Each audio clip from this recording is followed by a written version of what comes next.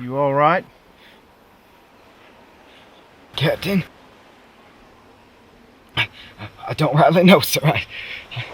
It hurts in my belly and it's hard to catch my air. Am I gonna make it?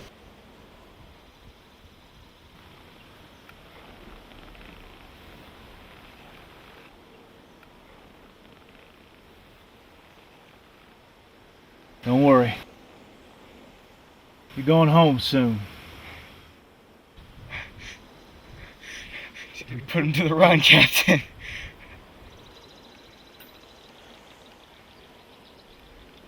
It's just you and me now. That bastard Yank swear to me that he'd just wander off if and I let him go.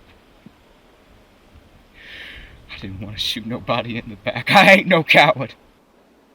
Ugh. Oh, it hurts. He turned around and walked off into the woods. And that filthy liar gut shot me.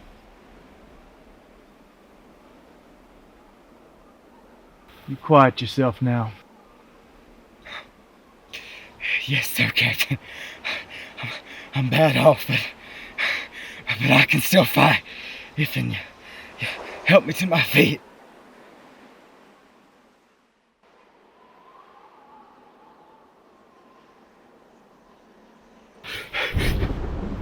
You ain't my captain. No, I ain't your captain.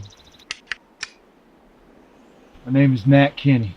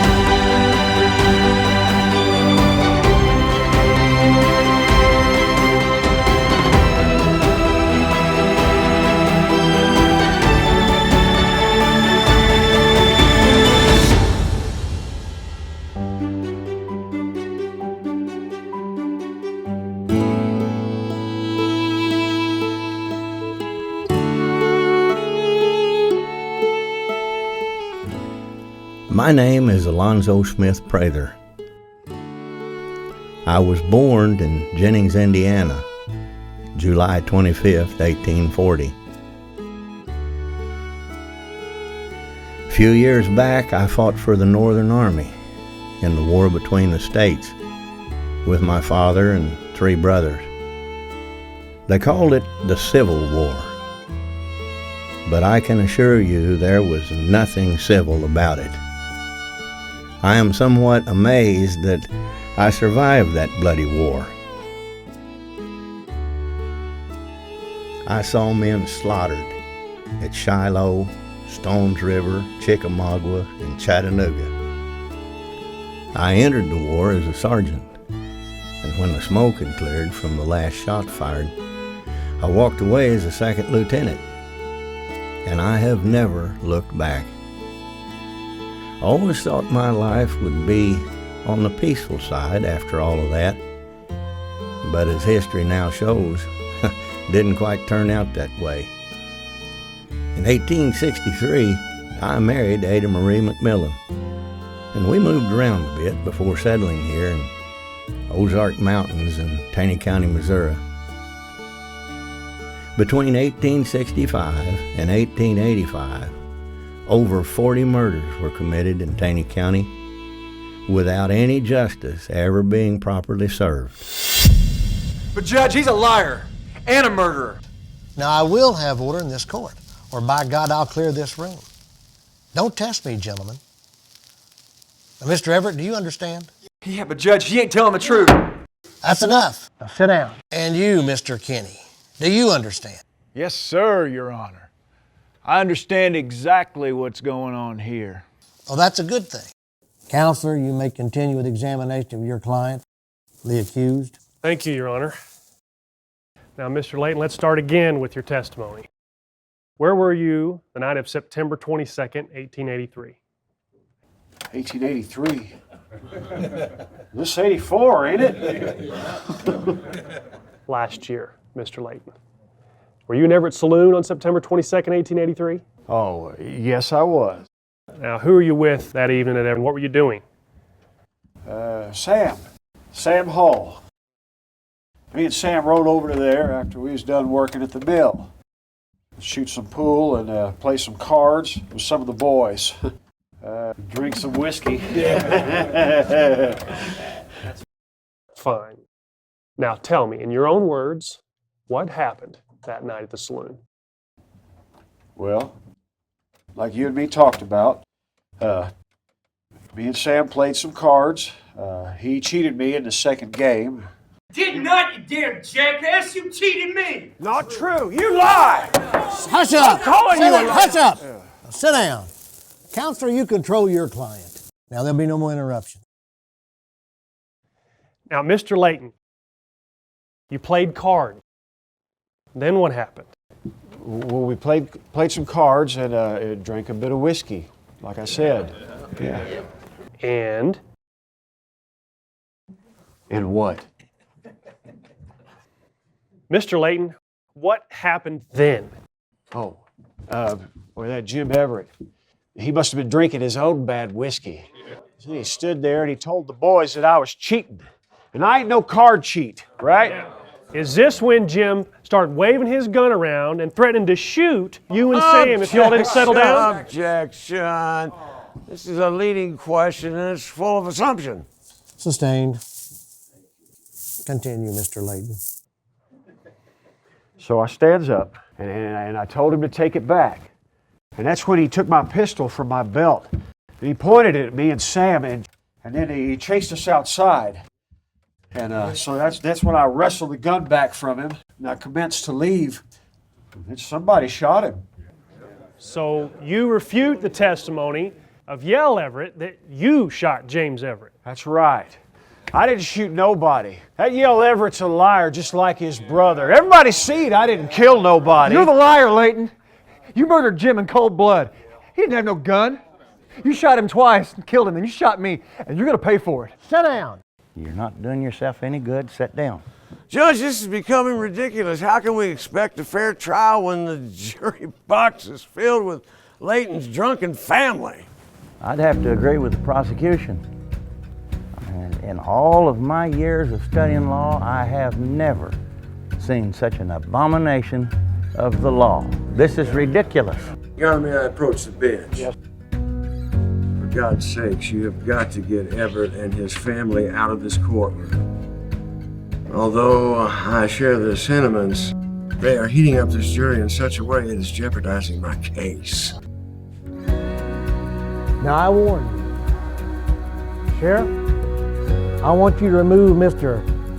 Kinney, Mr. Everett, and that foul-mouthed Hull out of my courtroom. And Mr. Everett, any more out of you, and you're going to jail.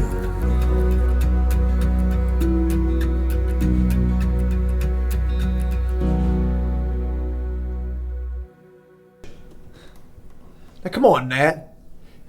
You know what's going on in that courtroom over there is just plain wrong. Yeah, I was on the grand jury that indicted him. Look, there's no doubt that he was going to kill somebody that day. I don't think it mattered one bit to that hot-headed drunk who he killed. It's just a shame that your brother was his victim. Now listen, Yale, you know that our county court saw fit to put all of his friends and relatives on that jury. It doesn't look good. I hate to say it, but there's a good chance that he's going to get away with murder. Al Layton sat there and bald-faced lied. It ain't the way it happened. I told that jury everything, every damn detail.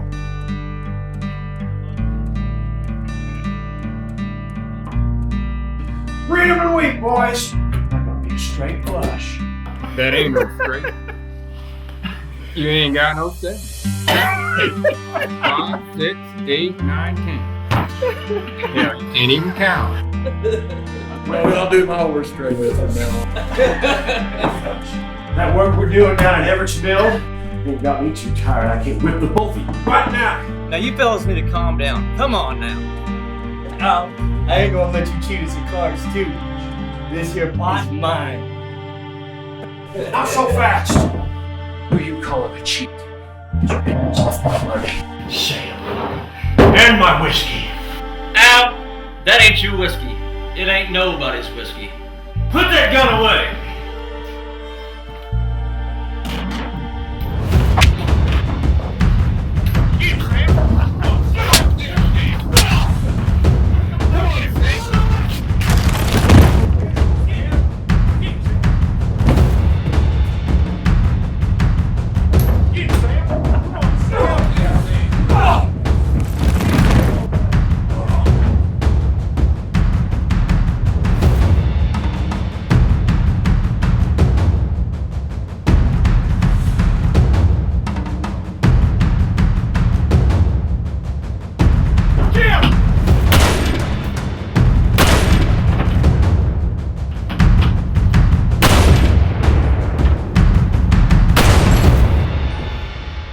And Al Layton killed him. That ain't no mystery. Everybody in town knows it. Mr. Kenny, Mr. Prather sent you this note. What's your name, boy? Taney Dean, sir, but people call me Junior. Take that, Junior.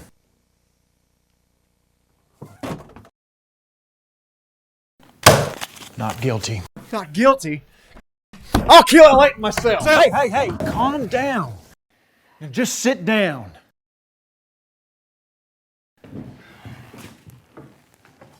You told the truth in front of God and witnesses. Layton is guilty. That's a plain fact. Now just calm yourself. You're not alone in the way you feel. I want justice, damn it! We need justice. Nat Kinney rode home that evening, burdened by the senseless killing of a good man. The anger he felt about the civil unrest in Taney County was growing, and once again he had seen no justice that day. Did you bring us anything from Everett's store? Everett's. Let's see. No, I don't think I got anything for you. I did get some of this Hard Rock candy, but I was going to give it to my horse. I saw that fox we was looking for last night, Pa. I was fixing to blast it with your shotgun, but Mama said I couldn't. So I threw some rocks at it, and it ran into the woods. Good job, son. Did you get any of the chickens? Where was Rascal? I didn't get any of the chickens. Tell him where Rascal was. Shut up. Paul, where was the dog while this fox was going after my chickens? He caught Rascal, Pa. Poor dog. He sure was howling. Rascal ate the bacon and got caught in the trap. Paul, you go put out water for Rascal, and Georgia, you finish setting the table. And both of you go wash up for dinner. Yes, Mama.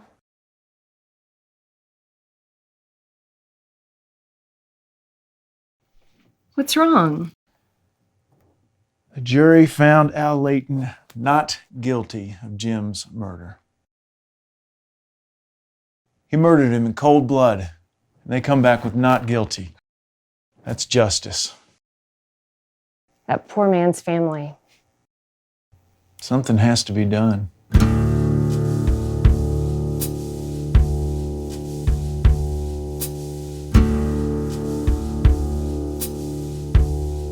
Glad we moved down from Springfield. Mostly glad. What do you mean, Nat? Lawlessness is disgusting. Nathaniel, you're a very strong and brave and kind man. But you're only one man. You're right about that. I am just one man.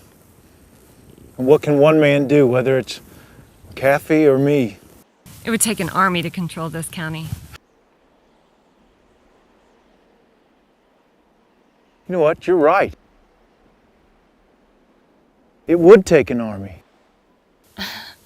Well, that's well and good, but there's no army here. There could be. There could be.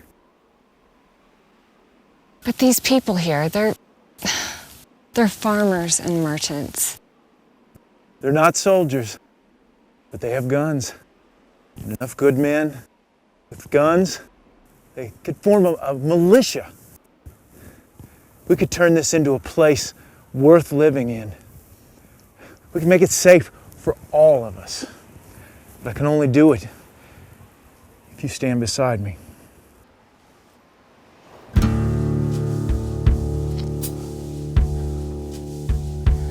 Well, Mr. Kinney,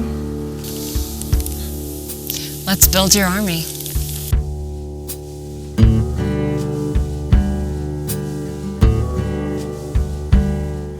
Once Nat Kinney made up his mind to do something, you could pretty well consider it done. Nat was a big man and known to be good with a gun. I never seen any one man mean enough to stare him down. He told me he had a plan to take back Taney County from the bushwhackers, and that we should get a few good, upstanding citizens together for a meeting.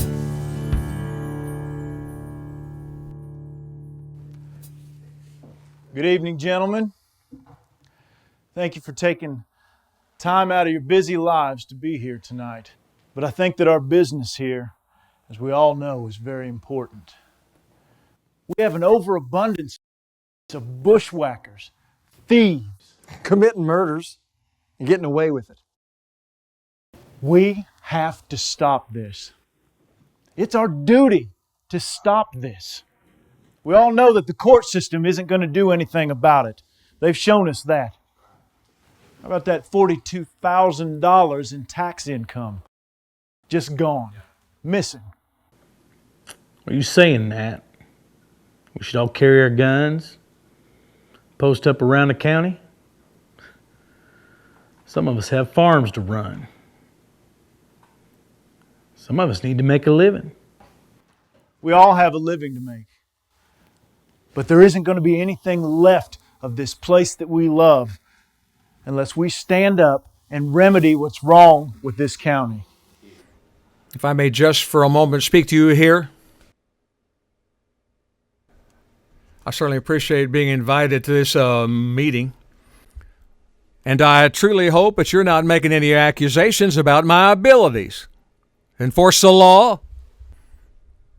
In my defense, this county's been ridden with crime since the beginning of the war. And I've got 600 square miles to cover. McAfee, all of us here know your abilities. You're a fine sheriff. But it's like you say, it's a hell of a big job for just one man.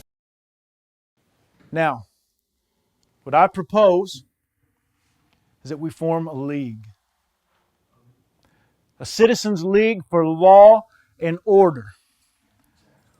We can assist the sheriff and protect our lands. Protect our brothers' lands. Yeah, well, 13 still isn't enough. I don't know, Nat. I mean, we all know that we've had a problem trusting some of these men in the county.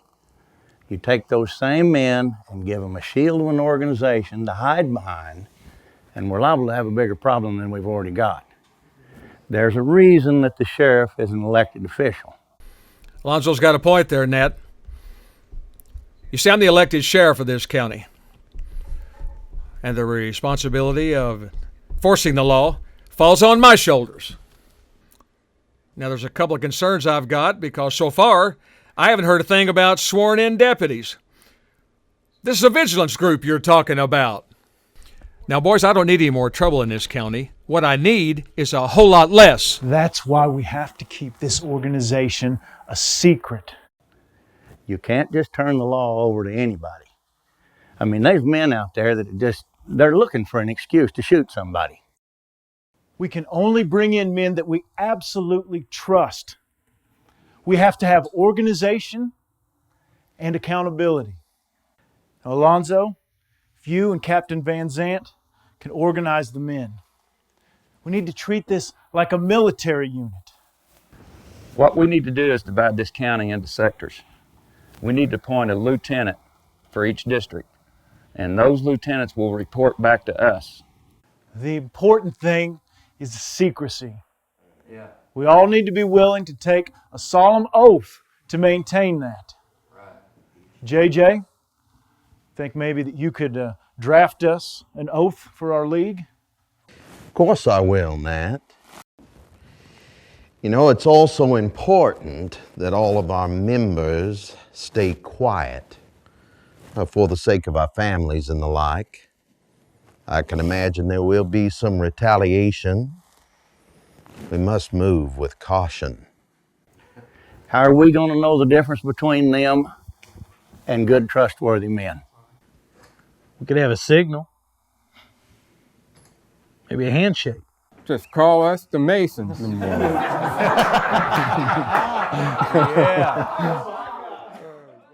We can be the eyes and ears for Sheriff McAfee. There is strength in our numbers. Now, you mark my words, Kenny. If this gets out of hand, I'll deny any knowledge.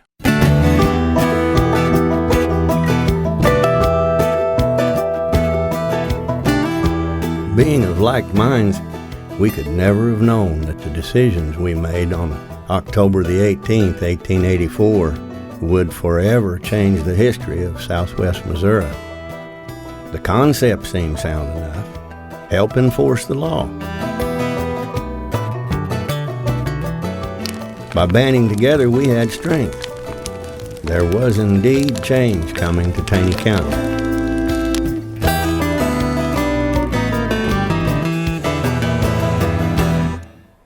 Gentlemen, tonight, change, real change, is coming to Taney County. The Citizens League for Law and Order is born tonight. Each one of you is going to play an important part in our mission in the days going forward. Our purpose is at all times to respond to the call of our officers in maintaining law. Everybody here has seen our towns being looted. You've seen our friends and our neighbors being killed. Livestock being stolen and butchered. We've seen our women mistreated. Our families have been torn apart by these bushwhackers, these thieves, and these murderers. Gotta stop. I say, no more. No more. No more. No more. Tonight, justice is coming. And it's a secret justice that only we know about. But I'll tell you this, very soon, they're going to feel our justice. Yeah. Maybe some of you sitting back there thinking, hell, I'll just go home. I'm going to go sit on my porch. Some of y'all's got a bigger porch than others, too. You know what I say? I say join the band or leave the land. What about our sons and our daughters? That's right. Tonight, we make a choice. You can sit with your arms crossed and watch while a few men go out and clean up this mess, or you can join us. You can join us and say, no more! No more! No more! Well, gentlemen, I think we have your feelings on this. Now, as Mr. Kenny stated, it's important we do everything we do in complete secrecy. No written records. We need to get started right away on changing Taney County. People need to know we exist, and they need to know we mean business. Now, in the presence of God and all these witnesses, raise your right hand and repeat after me. I solemnly swear that I will never reveal any of the secrets of this order. It won't be long. Them bush records ain't gonna know which way to run. Well, that's all fine and good, boys, as long as we stay inside the confines of the law. But I'll guarantee you, the first time we step outside the law, Sheriff McAfee will come after us with a vengeance. You know it. So what's next, Nat? What's our mission? You let me take care of them, Cap. We'll meet here again in a few days, and we'll make a plan. I will be subject to the jurisdiction of 12 members of this order, even if their decision should be to hang me by the neck till I'm dead, dead. So help me God. Well, gentlemen, it's my great honor to welcome each of you to the Citizens League of Law and Order.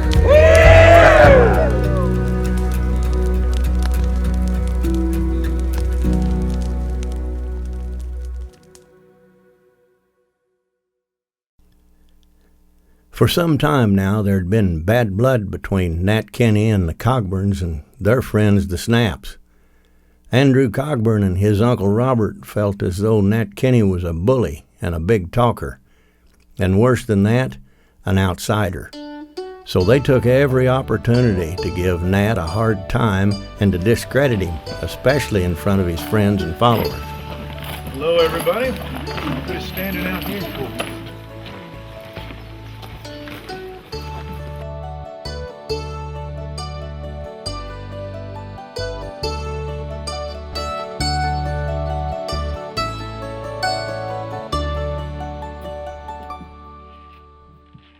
This is nothing but an unholy desecration of the house of God.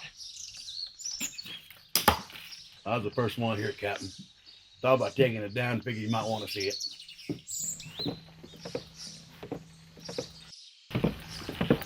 Nathaniel, it's gonna be okay. What do you want to do, Ned? We're going to do what we always do. We're going to worship the Lord and praise His name. I think we need to pray for those who know not what they do.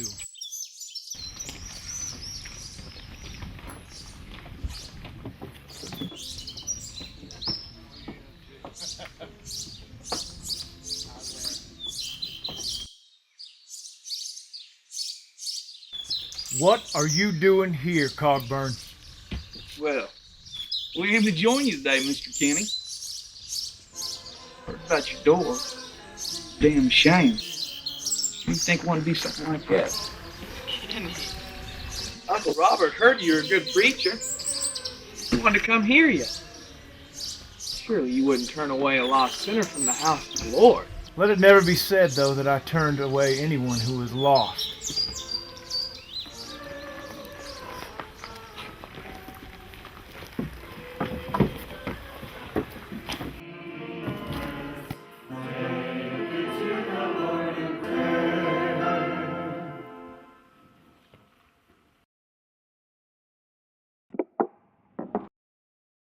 Good morning, everybody. This is the day the Lord has made. Despite a few distractions this morning, we're here for church. We're going to worship the Lord, praise His name. We're going to speak His words to the lost. Let us go to His word. Jesus, the Son of God, said, I give unto them eternal life, and they shall never perish. My Father, which gave them to me, is greater than all, and no man can pluck them from His hands.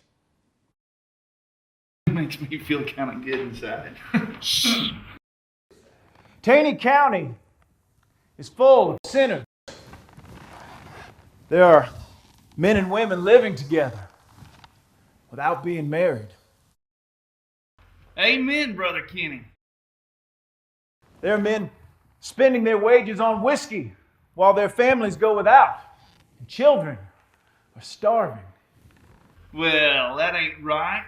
People ought not do that. You know, this can be the day that your life changes. You're ready to meet God just the way you are. Mr. Kenny, tell me how I can get this here salvation you're talking about. Well, all that you have to do is ask God to forgive your sins. Ask Jesus into your heart. And turn from your wicked ways. Well, that's all it takes. I just gotta ask God to save me. Salvation is free to anyone who will ask. About them wicked ways. Tell me a little bit more about that. Well, if you become a Christian, your life will change. So you're trying to tell me that I'm not going to want any more of that whiskey or saying them curse words or chasing women? You wouldn't want to. I don't think I'm ready to stop all that. I'm really going to have to think about this one a while.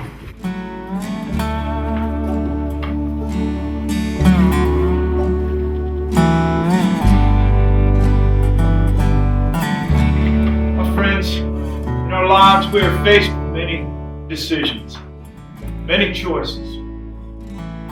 Just saw a man make a choice. And God have mercy on his soul. Friends, I'm sorry it turned out this way today. And I promise you that will not happen again. Gail, can I see you after? I don't ever want those Cogborn boys in my church again. I'll make sure they don't, Ned.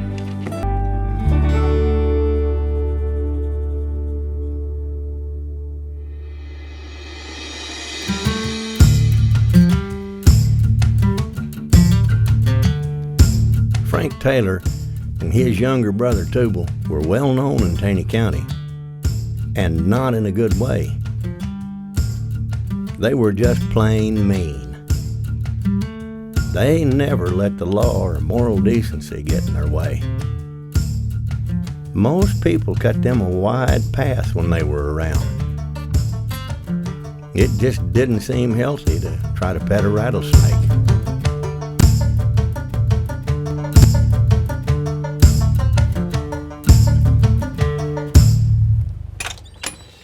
How's it going, Dickerson? Fine day, yes indeed. Hello, Frank. What can we do for you today? Well, John, I'm looking for some boots for my brother Tubal. I'm gonna pick out a pair, and you just go ahead and you put them on my bill. Well, now, Frank, you already owe me quite a bit already. Well, I don't see what the problem is. I'm gonna take these pretty boots, and you're gonna go ahead and you put them on that bill. Well, that is going to be a problem, see, because I've got to make a living, Frank. Well, hell, don't we all? Take the boots, Mr. Taylor. John, let it go. You see now, Dickerson, you got a pretty smart wife here. Not bad looking either. Better start counting your blessings, John. Ah, you got them. I hope y'all have a real nice day.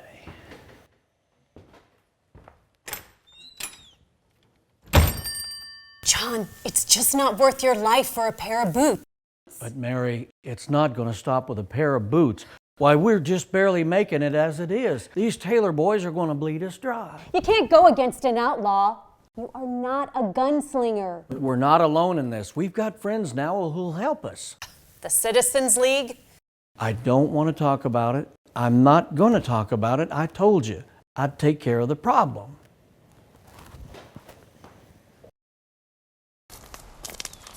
Uncle Robert, I was thinking just now. You know, my pa learned me how to fish the right way. How's about wagering with me that I can catch more panfires at the pond than you can? Well, you better just hold on there. If that's what you're thinking, you're just wasting your time thinking. Now, wait a minute. Hear me out. If I do catch more, when I do, you have to clean the mess up. And you have to cook them for supper. And you have to clean the dishes for Sorrel. I don't do dishes for nobody. You ain't got a woman, so who cleans them for you? Well, all I do is just grab those dishes and take them down the creek, wash them off a bit. Now, I know it ain't at all what Sorrelda does, but hey, it works for me. Dang. Glad Sissy and I live together and not with you.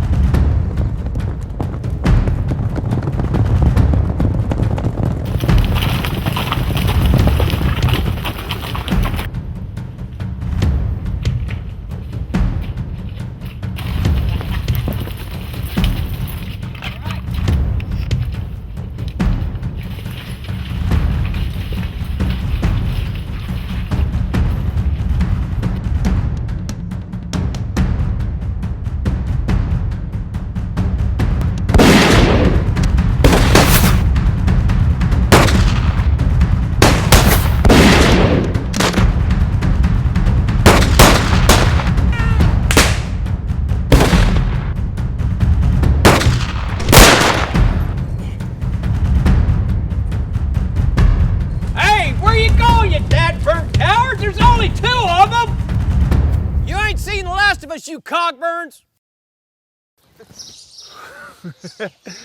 Hey. Oh, Lord. My heart is beating out of my chest.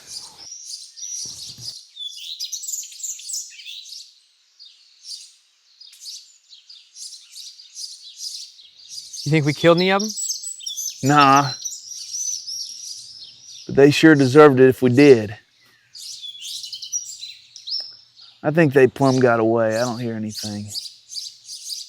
Can I ask you a question? Sure. Go ahead. I might have an answer for you. If something ever happens to me, will you... If something were to happen, will you take care of Sorrelda for me? Nephew, you hear me, and you hear me well. I promised your pa at his grave, mind you, that I'd take care of your ma and you and your sister Sorrelda, and I am a man of my word. And your ma, when she is dying, rest her soul, I promised her the very same thing.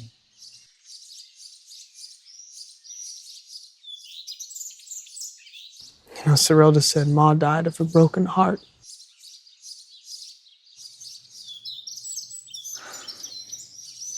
Well, I suppose in a way I believe it. My brother James, he loved your ma and you two kids more than anything. And your ma, she loved y'all right back even more. Yeah, I think her heart pretty much broke whenever James passed. She just couldn't handle that sadness.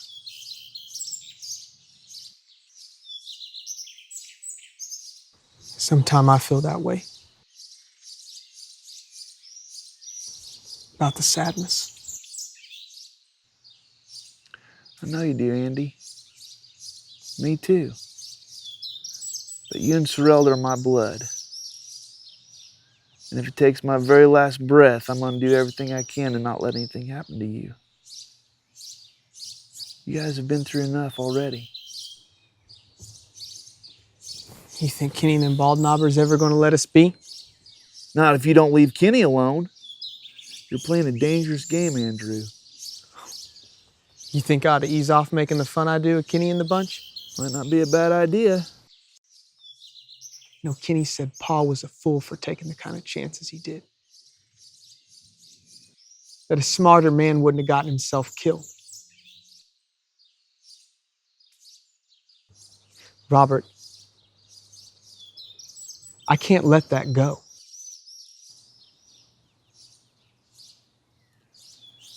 Kenny didn't kill your pa, Andrew. Now, is that worth dying for?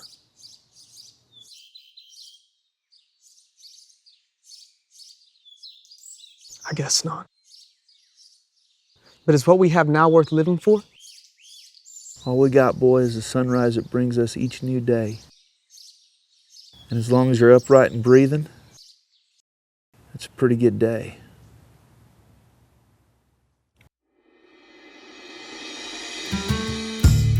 Well, well, Dickerson. Kind of slow in here today, isn't it? Not much going on today, Frank. Well, makes me think you should have appreciated my business the other day on account of it being so slow. You know, that kind of hurts my feelings. Mr. Dickinson, you went and hurt my brother's feelings. Not a good thing to do. Well, now look, Frank, I was only trying to help. You went and told the sheriff about my little warning to you the other day. That wasn't a very smart thing to do. And guess what? You won't be telling anybody anything anymore.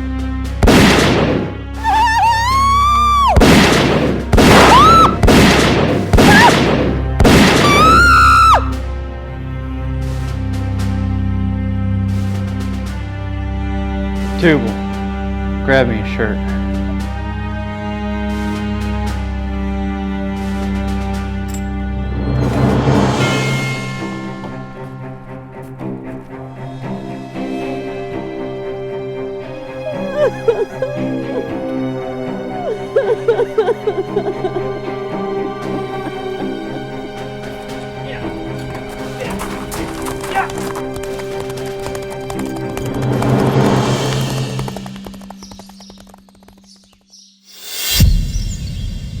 What are we gonna do if them damn ball knobbers come out looking for us? You know we ain't got enough guns to outshoot them all. Them bald knobbers ain't nothing but a bunch of farmers on horses. What are they gonna do? Hit us with a damn rake? Them Dickersons were outsiders and they're dead. Kinda hard to testify when you're dead.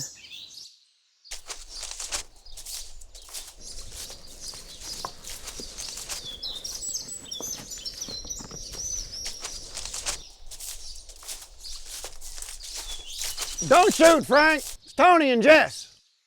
Just you two? 1, 2. Yes, it's just us two. Come on.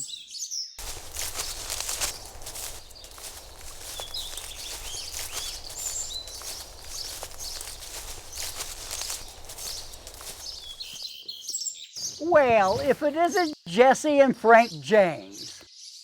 Don't give me no bull, Jess. Why, you're even famous outside of Taney County. Hear that, Frank? We're famous. I am standing right here, Tubal. I heard what the man said. What are y'all talking about anyways? The Dickersons, Frank. A lot of people looking for you right now. Well, hell, I killed the Dickersons outright. They ought to be dead. Well, Frank, they ain't. Well, we shot them. They damn well look dead. Well, Tubal, apparently looking ain't being. What's it take to kill a man nowadays? I shot that old man through the head. He had to be dead. So now everyone knows we done it, Frank. Well, I do have some good news. Well, I sure could use some about now, Deputy Tony. There's a reward out on you. I don't think that's a damn bit funny, Tony. Well, I'm glad we can give you boys a good laugh today. You come all the way out just to give us the good news. Tony, you thinking about keeping that reward yourself? You and Jess here? We were thinking about it, Frank. It is a lot of money. Now, hold on there, Frank. There's more to this than Tony said. Tony, you trying to get us killed? Tell him what's on our minds. And Frank, just calm down. And how much is this reward? $1,000. Frank, that's a lot of money. All we do is turn you into Sheriff McAfee. We get the reward, and then we split it with you. You'll be out on bail and pretty soon walking around with a pocket full of money. It will work, Frank. How I know you and Jess here ain't gonna cheat us. Well, besides us being friends, why would I do that if I know you're gonna get out on bail and come looking for me? No, Frank, we do this together. 4 ways. Okay. But if anything goes wrong, you get us out of that jail. It won't go wrong, Frank.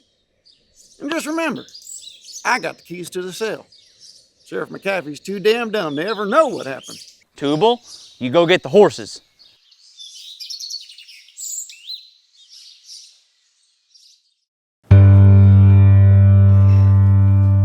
Well, Sheriff, Jess and I brung him in. Well, well. So you did, Deputy. Good job. I'll take those guns, boys, one at a time, nice and easy.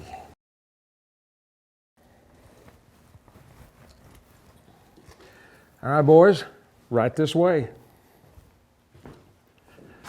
And inside.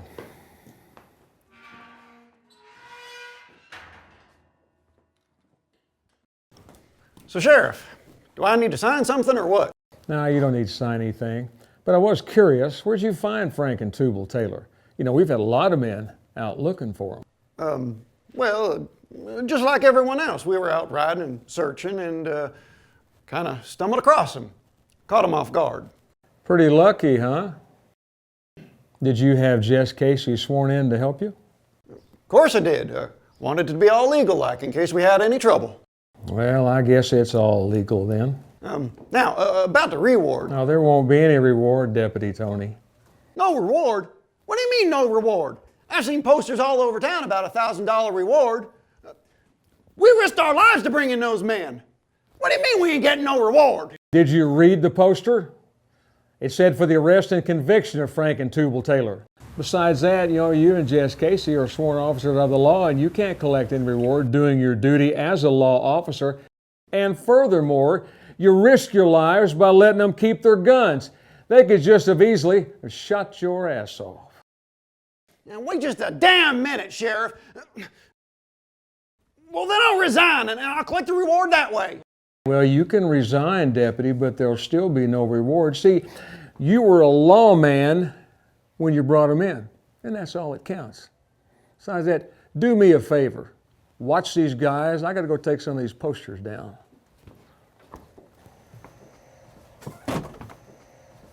No reward. I'm out of here. Tony, what in the hell is going on? You gotta get us out of here. Told you I'd get you out of here. Gotta wait till later. Till the sheriff is gone for the day. What about that damn reward, Tony? Didn't you read the poster? Of course I did. I don't remember nothing about no conviction being on there. I can't believe we won't be getting it. You dumb son of a bitch! Now you listen, Tony, and you listen good. You're gonna have bigger problems than worrying about not getting no reward. I promise you. I hear you. I told you I'd get you out, and I will. We've got to wait till later.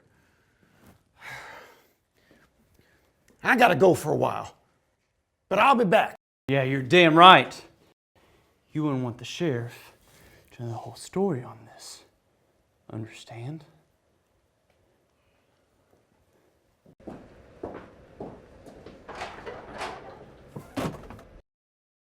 Oh, gee, Sheriff, you scared the life right out of me. Give me your badge, Deputy Tony. My badge? What for? You know why. Give it to me.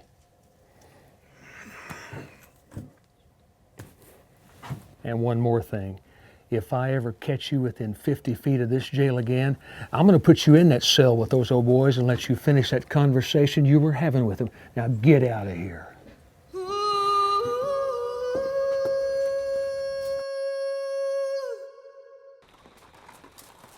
Talk about suffering here below, and let's keep following Jesus.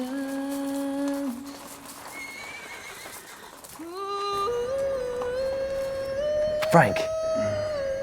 Frank, wake up. Tubal, it is the middle of the night. Frank, I hear a bunch of horses outside. The gospel train has come. Now don't you want to go? I think we got company. Tubal, go ahead and get your boots on. I think it's Compton and Tony coming here to bust us out. And leave this world of sorrow. Go get those tailors. And troubles here below. We all doing the same right. This is against the law. Where's Sheriff McCaffrey? You'll see hell before you see Sheriff McCaffrey, Taylor.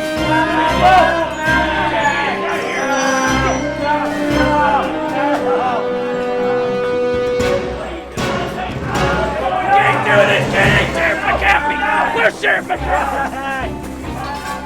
I'm not getting on that damn horse. Come on, come on. Help me! Move out, boys.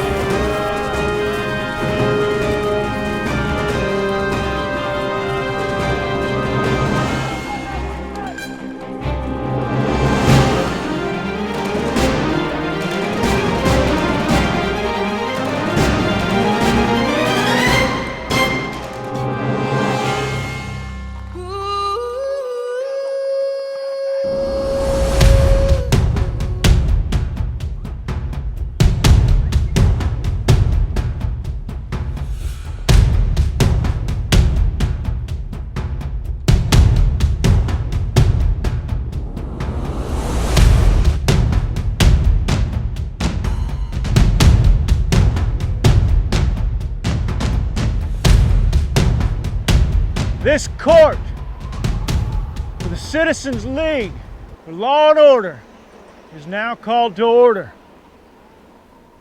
Frank and Tubal Taylor, you are accused of harassing the good citizens of Taney County, both with threats and with deeds that have been seen to be unlawful. You are accused of mutilating cattle, theft of property, and the attempted murder of 2 of our citizens. How do you plead? This is bullshit, Kenny.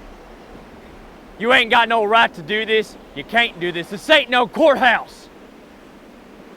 See, I think we have more right to hold this hearing than you had to shoot the Dickersons. And now here you are, being tried by a jury of your peers. Go to hell, Kenny! Well, I tell you what, I suggest that you start praying to the Lord God Almighty for forgiveness before you make your little journey to hell tonight. Who made you judge, jury, and executioner? Frank Taylor, we're done with filthy dogs like you having your way.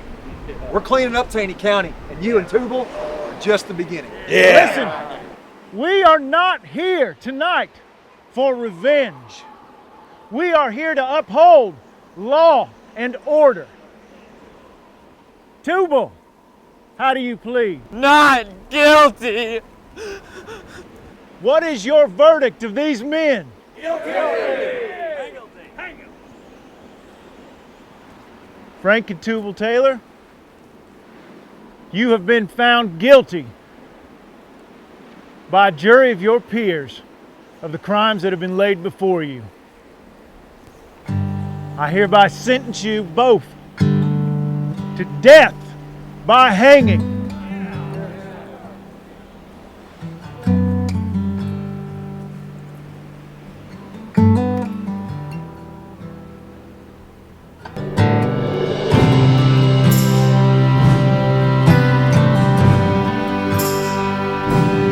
God have mercy on your souls.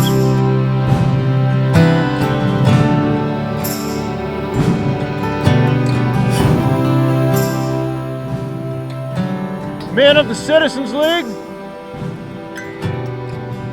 this trial's over. You are dismissed.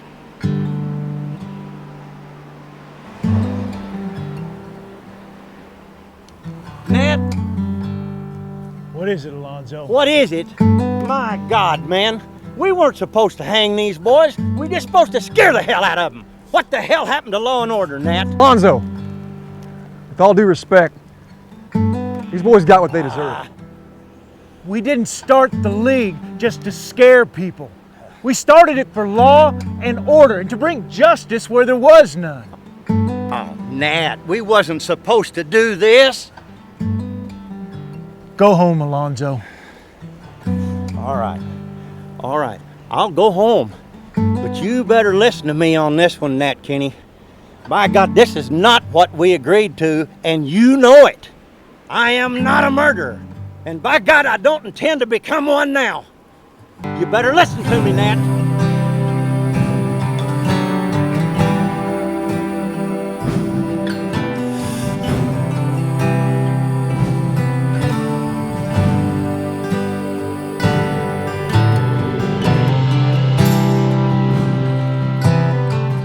My Lord and my God, I pray for these men that this elimination of evil will be used for good, that a message will be sent out to those who are not following your ways, Lord, and that it would turn them to righteousness.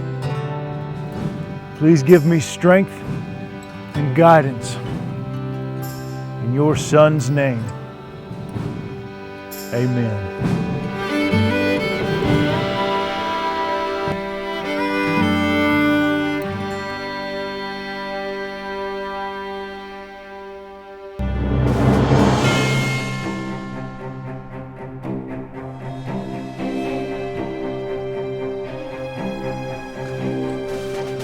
Dave Walker. Heard a lot about you and your organization. Well, I assume it was all good since we're all standing here. This is my son Billy. Good to meet you, Mr. Kinney. How old are you, boy? With all due respect, Mr. Kinney, I'm not a boy. I'm 16 years old, and I'll be second in command of the Christian County Citizens League. Billy's really good with a gun. I'm here to help you establish your organization. You have to choose who's going to be a part of that. You need men that you can trust. We've got some good men, Mr. Kinney. Well, all right. We've got a long ride ahead of us. Let's get started.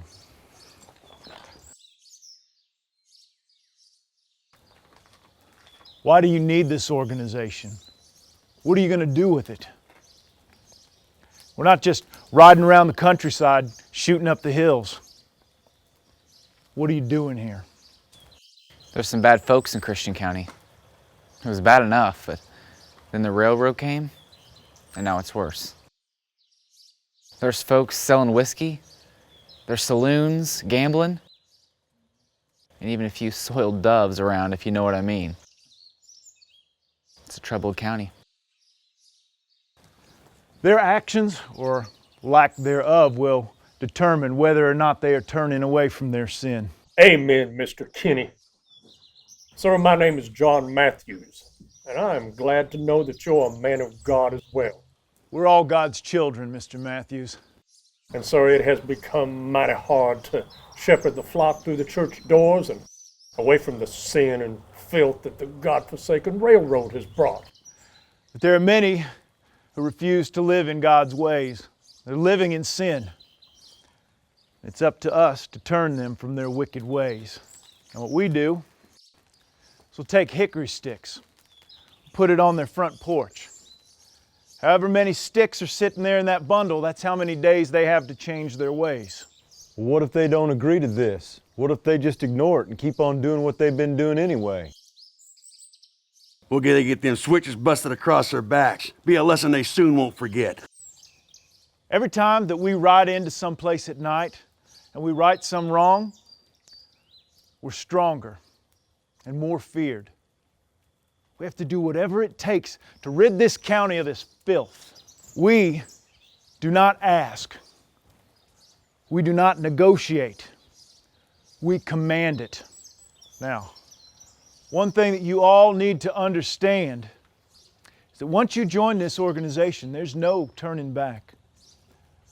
You're going to become a part of something, an organization that you're going to be with till the day you die. There are no written records. There are no rosters with people's names written down. Captain Kinney, we already made our own masks. What do you think?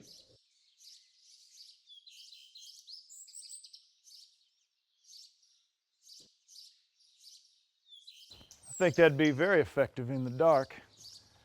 Conceal your face a lot better than a bandana. It's good thinking, boy. This is Galba Branson.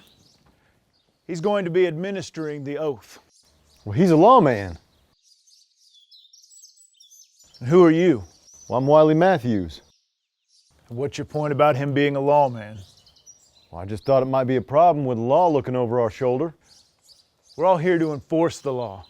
We have men from every walk of life in our organization. Mr. Kinney is right, Wiley. Now, this organization is going to rid the county of the filth, not become part of it. Gather around, take the oath.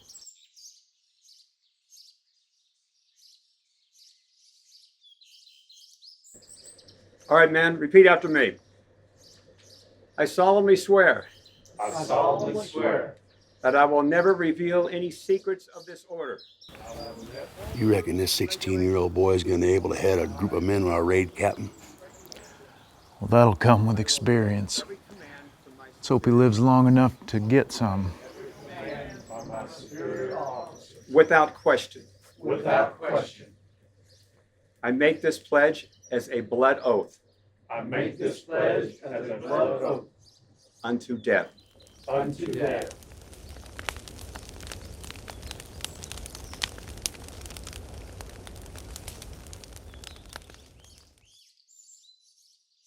Paul, Nat Kinney sent you a note. I found this tacked to one of our trees down by the road. I don't think you're gonna like it very much. Well, I guess Mr. Kinney's running out of people to bother. Diane, read this. Attention, William Miles family.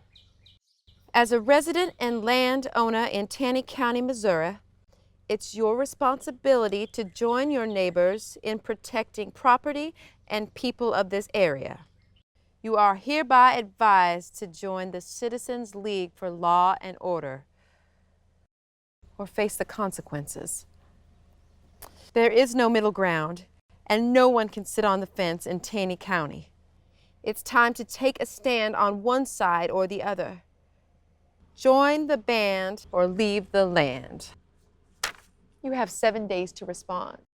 What do you think, Paul? Seems like Nat Kinney's been so busy creating all this law and order, now he thinks he's a king. King Kinney. Sort of has a ring to it. This is not funny. I heard he has over 200 men riding with him. This is our home, and that ain't right. We ain't going nowhere, Frankie. Now, we ain't got much, but it's ours. Now, I raised you kids to take care of yourselves, and that's exactly what we're going to do. Now, starting tonight, we take turns on lookout. Jim, you get you something to eat, and get your horse, and you're going to ride perimeter tonight.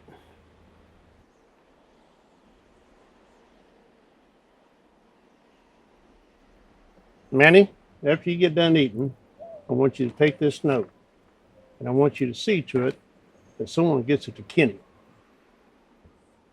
And you tell them that our latch hangs on the outside of our door, if any of them are man enough to try to open it. Diane, there'll be a loaded shotgun and Winchester next to that door at all time. Don't go outside without one. You really think they'll come, Paul? Let them come. I hope they do. Yeah, they'll come. And when they do, by God, we're going to be ready.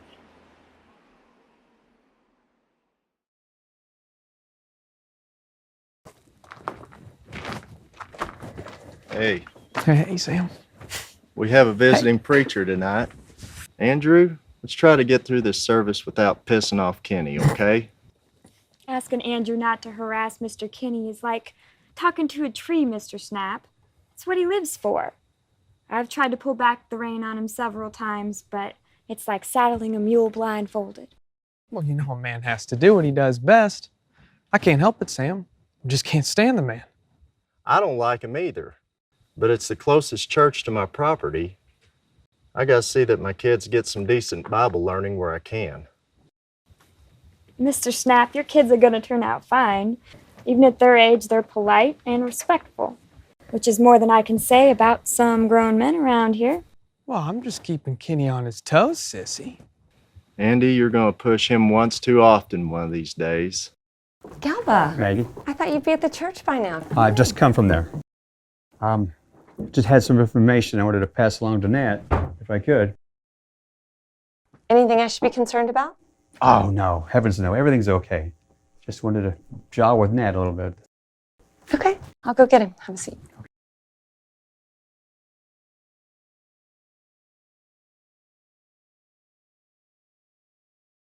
You lost, Galba? How are you, Captain? Doing well. What's the matter? I just came from the church. I saw Andrew Cogburn there. You know, with the trouble we've been having with him lately, I thought this would be a good time to serve him with that warrant that we got. You still have that paperwork?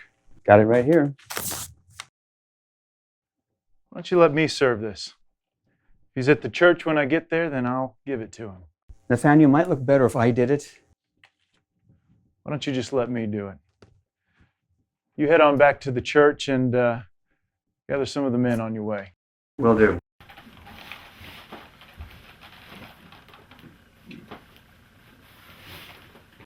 Nathaniel, what's wrong? It's nothing. Is it Andrew? I need to get to the church. I have a warrant for Andrew Cogburn's arrest. I'm going to serve it. I don't think there's going to be any problems. I'm just taking precautions. It'll be fine. Paul, let's go. Pick up the Bible. Listen to your father.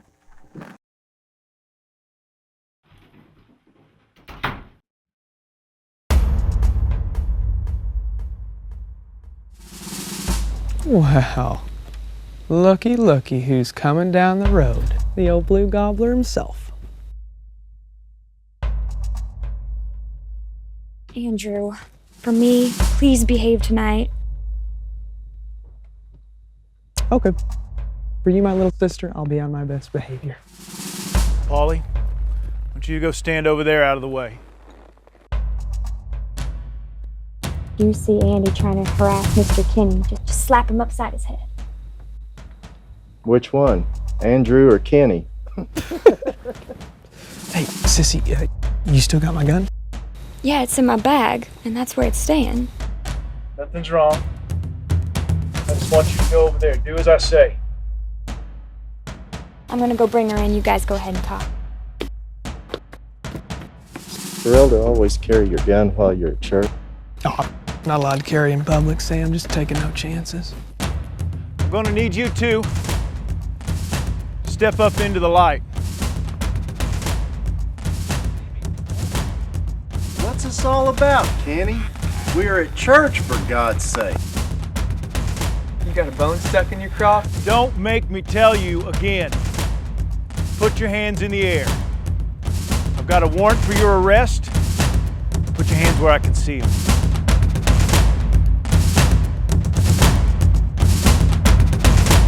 I don't know what I do now to get in trouble with you. I don't...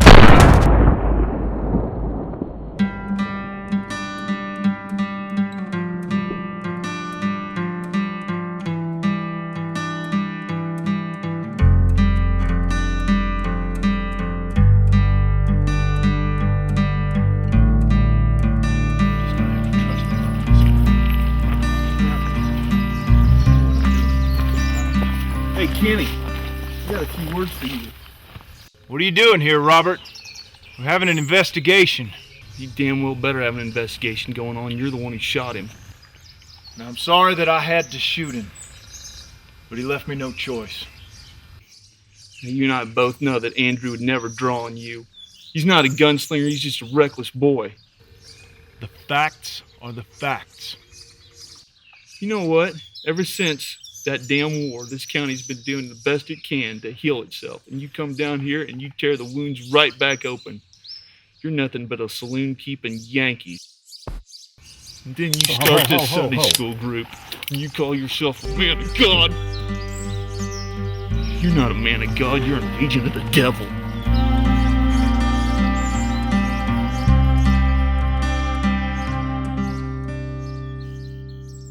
Many of the longtime citizens of Taney County had had just about enough of Nat Kinney and his ball knobbers.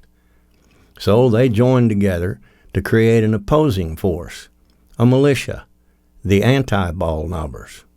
The ball knobbers don't care about law and order. They only care about taking people's land. Right. Just found out Nat Kinney and his friends know we're meeting. They're coming to disarm ya. The hell they will. Well, you better get them fast. They're coming up the street.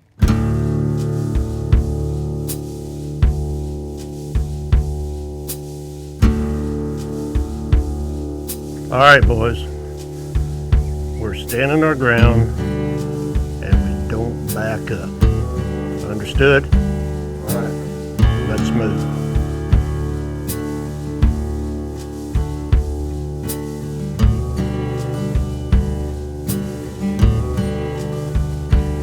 Nobody does anything unless I say. Wait for my signal.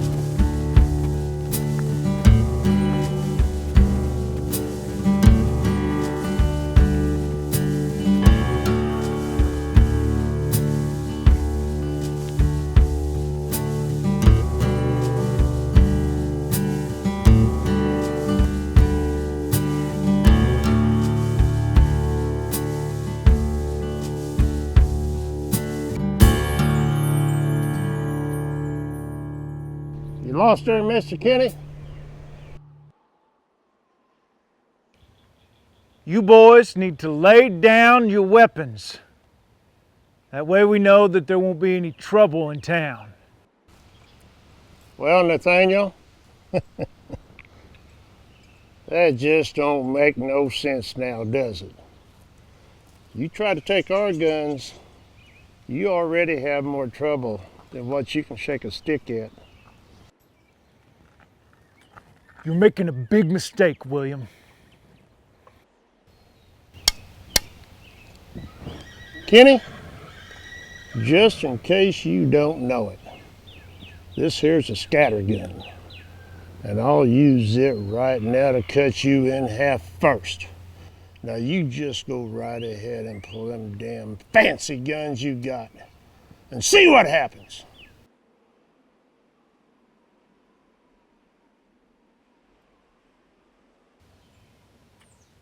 Let's go, boys. We can take care of this some other time. Oh, Nathaniel, I don't want you to walk all the way down here and for nothing.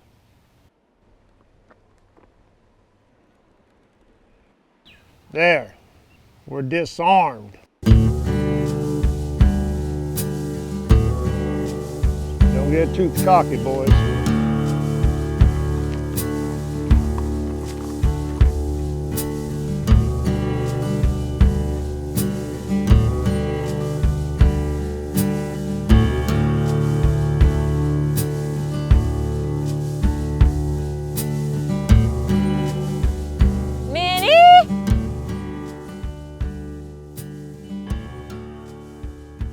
Hey, last time I checked, my name weren't Minnie.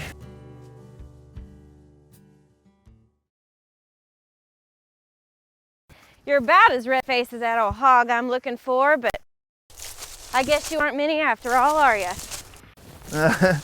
Well, I reckon not. Do I know you? Probably. but I tend to keep to myself. But I've seen you around. I know of you pretty well, Mr. Cogburn. Well, I apologize, this leg's got me down. Well, you do seem to be favoring that leg just almost as much as you're sipping from that jug. Are you all right? Yeah, I'm all right. We should get you back to the house. I'm headed back there anyway as soon as I've found Minnie. Maybe I can make something up to help you with that leg. Maybe also help you with your head once you run that jug dry. Well, I appreciate that and all, ma'am. But you need to be a bit careful about inviting strange men out to your place. These hills they just ain't safe anymore. You're right about that. But you're no stranger to me, Mr. Cogburn. And with all due respect, I can spot a hurting soul when I see one. Your soul cries the same way mine did, with those longing tears of wanting to bring somebody back to you and knowing you can't do nothing about it. How about that leg? Now, how about that pig? Minnie, where are you? Now, who goes names an old hog anyway? And speaking of names, what was your name again? Well, mostly, they're about the only company I have most of the time. And well, it'd be rude to call them breakfast and supper. And my name's Rachel. Rachel May.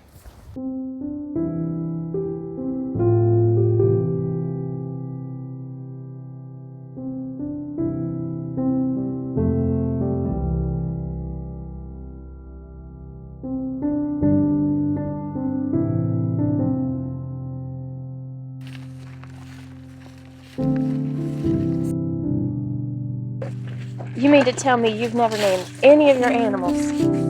Well, I'm gonna think about I did name a dog one time. What? Well, I named him Stick. Stick? Yeah. Why? Because he was skinny.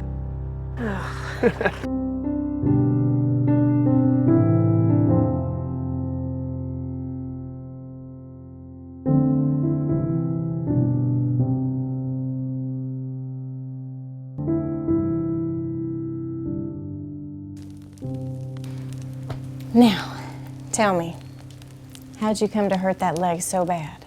Well, it wasn't much of nothing. Just some of those damn ball knobbers over there in Kirbyville. Oh, they didn't care too much for the tune I was singing, and they thought they'd tell me about it. But you know what? Piss on them. It's a damn good song. Dude, old Kirbyville, I can no longer stay. Hard times and ball knobbers are driving me away. Oh, well. Samuel and I married young. Foolish, may have been, but we didn't see it that way. We had big plans for when he came home from the war. I didn't want him to leave, but it seemed like fighting for the Confederacy was running thick in his blood, and he and his pa and two brothers set out only 1 month after we wed. He swore he was going to do his time on the battlefield, fighting those Union boys off, and then come back to me, and we could start our life together.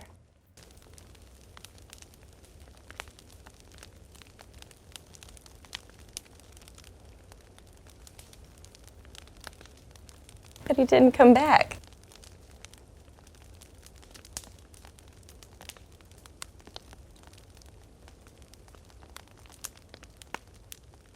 Mr. Cogburn, I'm sure you've heard of Madison Day. Oh, yeah.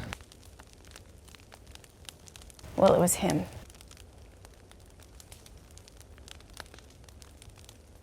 Him and his soldiers. Snuck up on Samuel and them in the middle of the night, killed him outright. Unarmed. While they were sleeping.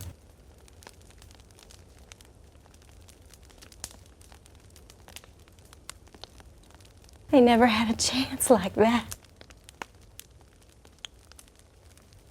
So much for the glory of war.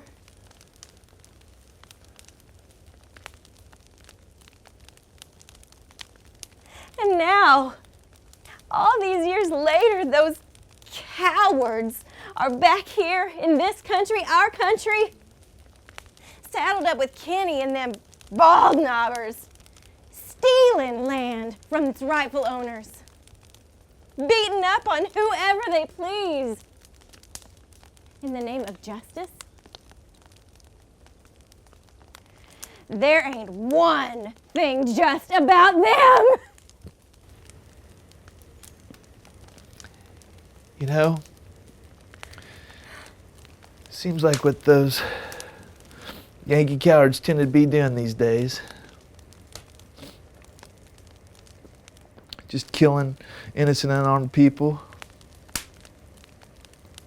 You know, that's what happened to my nephew. And that bastard Kenny, he killed him, murdered him, like a dog he didn't like.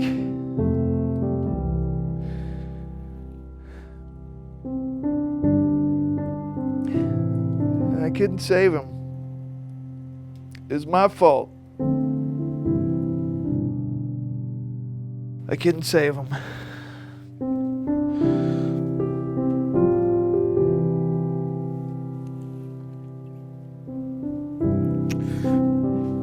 I'm sorry.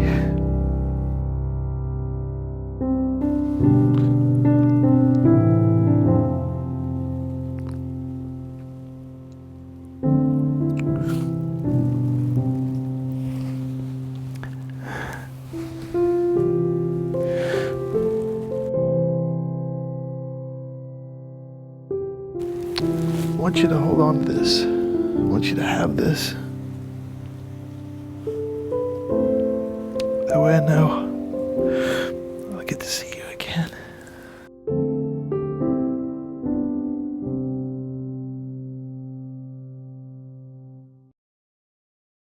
Now, Paul's old hound dog had run off, see, and we was out looking for him. And we was way over at Johnson Holler when I hear some howling out in the woods. Now, Robert, don't you even think about touching that huckleberry pie. Anyway. Now, I hear some howling in the trees, and here he come like a Hush, listen. Robert, there's somebody coming down the path.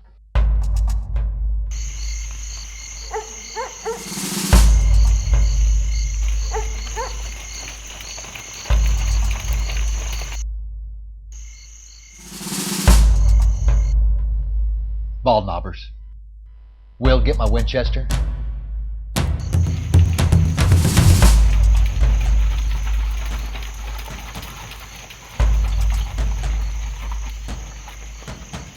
Don't you dare go out that door, Robert. Listen to me. You put Sophia in bed, get the shotgun, and then stand right here behind this door. Will, you come with me. He's just a boy, Robert. I'm just gonna see what these fools want. You just keep an eye on us. You stay close. Robert Snap, get out here now!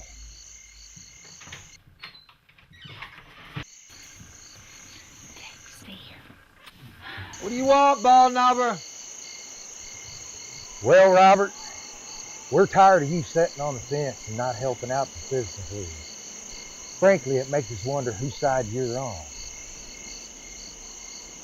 That spook mask don't hide you, Ben Price. Now, you're trespassing on my land. You need to leave. Well, you see, that's the thing. You're either with us or you're against us. And there ain't no middle ground here. And if I don't? Well, let's just say you and your family don't want to find out what'll happen to you if you don't do as you're told. Do what I'm told? Is that what the League does now? In the name of the law? Steal people's land? You're no better than thieves. And you come on my land threatening my family? My land, Ben Price. I can't take all you boys down. But Price, you're gonna be my first. And not my last. I ain't shooting no woman or kid, Ben. No matter that I'm a woman right now, John Haggard, and it surely don't matter to this scattergun I got pointed right at your gut. It cut you in half and everybody around you.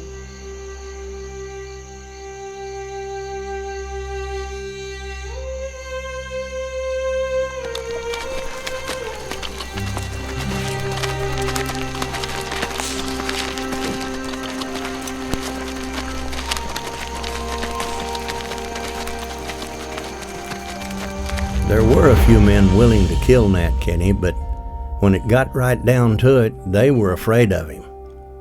But Nat Kinney had to be dealt with. Now the question was, who would step forward and do it? I'm damn serious. We all agree, loser gets it done. Nat and his men have been coming around our farm for months, threatening to run us out of town if we didn't join up. Then who's to say we stop at Kinney? Easy now. You're starting to make us sound an awful lot like the bunch we're trying to dissolve. Robert's right. Kinney's reign comes to an end, and one of us is going to be responsible.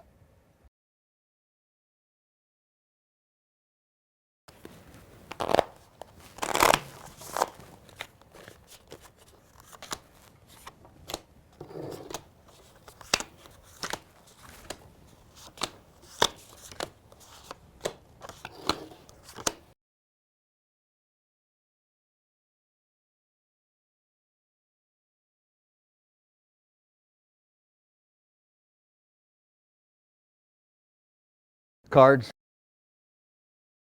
I'll take 3.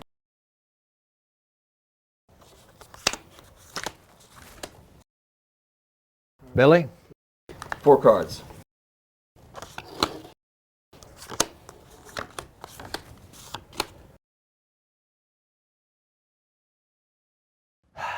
Dealer will take 2.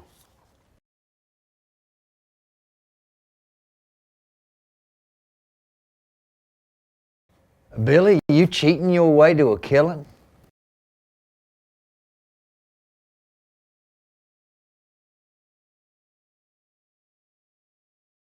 We lay them down together? Okay. Now. It was a fair game, and I lost. I'm just not afraid of what I have to do. Well, it is what it is, boys.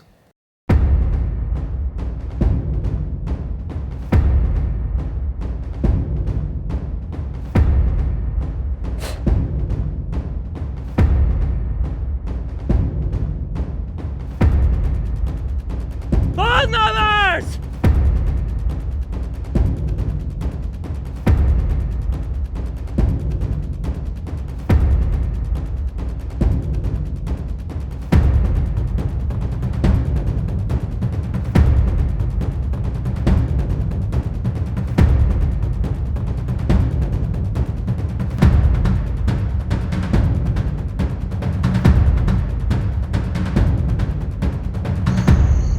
Don't even let that foot hit that ground, ball knobber, or it'll be your last step.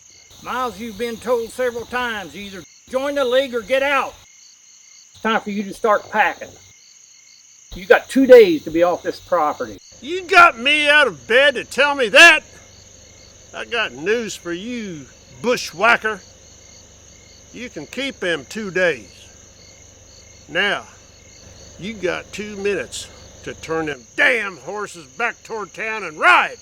Hold your ground, boys. We're settling this tonight. You called it, ball knobber.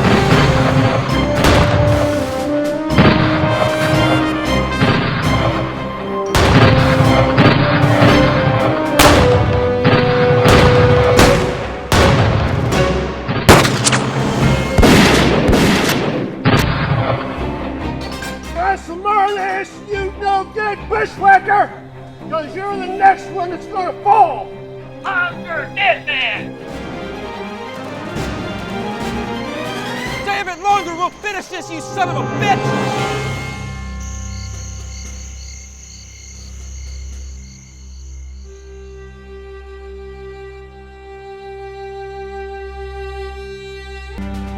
James, we need a warrant. I want Old Man Miles and his boys arrested. I already heard about it, Nat. William and Billy Miles were here this morning. They just wanted to go on record as to what happened last night. They didn't file an official complaint, but Billy did say they'd take care of it themselves on their land. They shot 4 of my men. I want them in jail. Can we just talk about this? Why did you send men out to the Miles place? We were protecting Taney County, same as we always do. We're backing you up. You weren't backing me up. I wasn't there to be backed up. Now, Nathaniel, you know that the Miles family pretty much minds their own business unless they're backed into a corner. And I've been here a long time, and they have never attacked anyone unless threatened first. So why? Why what, James? Why did you send men out to the Miles place? They have ignored our request to join the Citizens League. People need to choose what side of the fence they're on. It's their fence to sit on, Nathaniel. It's their house, their land, and as long as they don't break any laws, they can just damn well do as they please on it. What happened to you helping me enforce the law? You know, going out to harass people just because they disagree with you is not enforcing the law.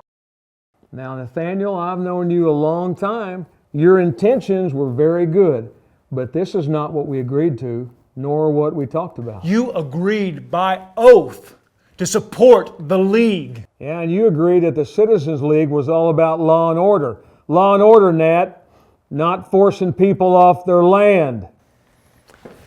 If it wasn't for the League, you'd probably be dead by now by bushwhackers. Right now, I'm starting to think there's just not much difference between the League and the bushwhackers. That is a hell of a thing for you to say to me. And that's a hell of a thing for your men to do, and from what I understand, it's not the first time. And Nat Kenny, you're a friend of mine, but I've got a job to do, and there's got to be law, Nat. Law and order, not vigilante harassment. You're making a mistake. Well, it won't be the first mistake I've made in this job, Nat. But you better hear your own words. Just like a mean old mule, it's going to come back and bite you in the ass if you don't watch out.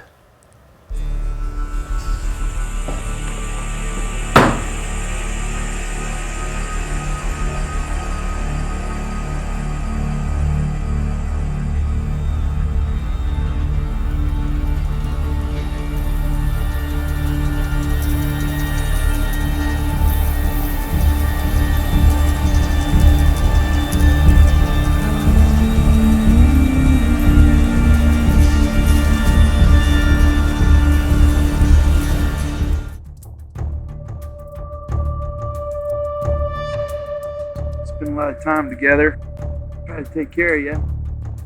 But we never talked about Andrew. Promised your mom and your pa I'd take care of both of you. But I haven't done a very good job of that. Uncle Robert, you can't ever think that. Andrew loved you, and I love you. I've always been there for us.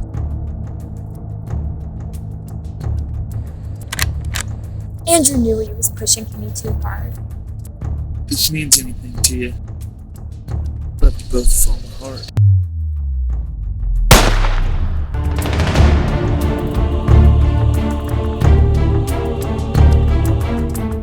Are you shot? Uncle Robert?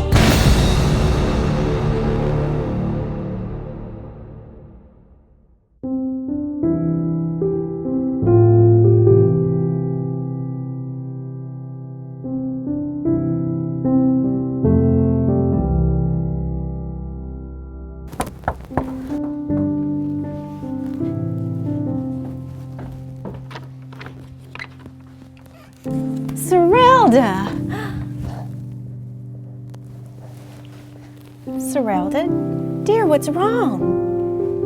Serelda, come in, sweetie. Come in and sit down.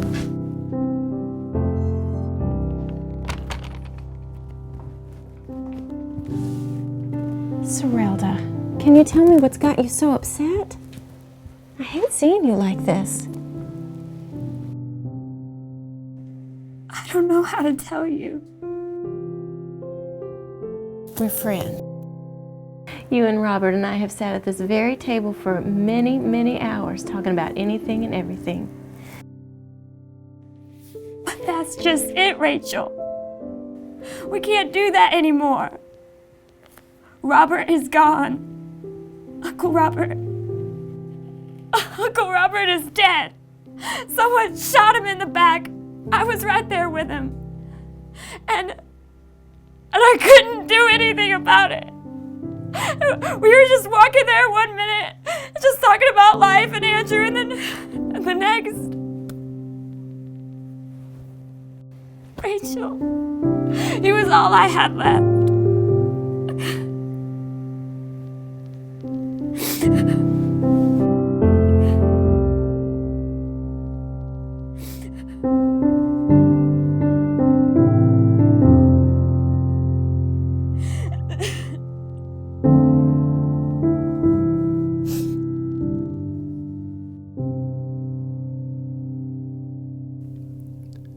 Many citizens in Taney County were constantly looking over their shoulder. Governor John Sappington Marmaduke was being pressured by the press and the citizens of Missouri. So Missouri Adjutant General James Carson Jameson arrived in Forsyth and checked into a local hotel. Good morning, sir. How can I help you? And you are? Julia Barnhart, sir. Now it's your turn. Jameson, my dear. James Carson Jameson. So you're the man from Jefferson City. Well, welcome to Forsyth, Mr. Jameson. We do have 3 rooms ready for you and your men. If I could just have you sign the register for me right here, sir.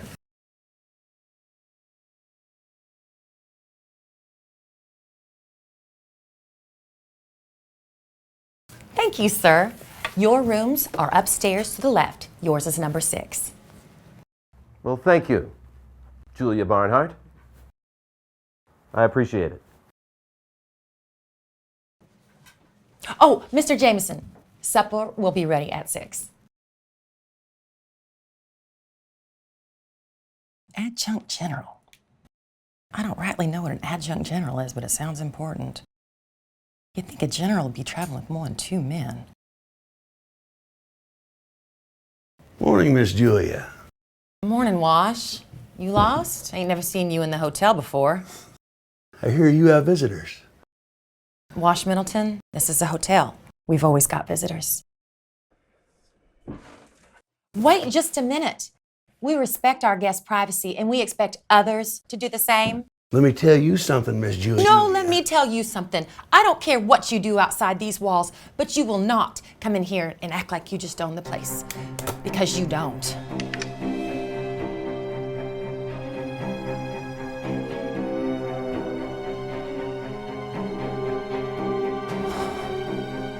Nat Kinney and the Taney County Ball Knobbers were about to get a rude awakening.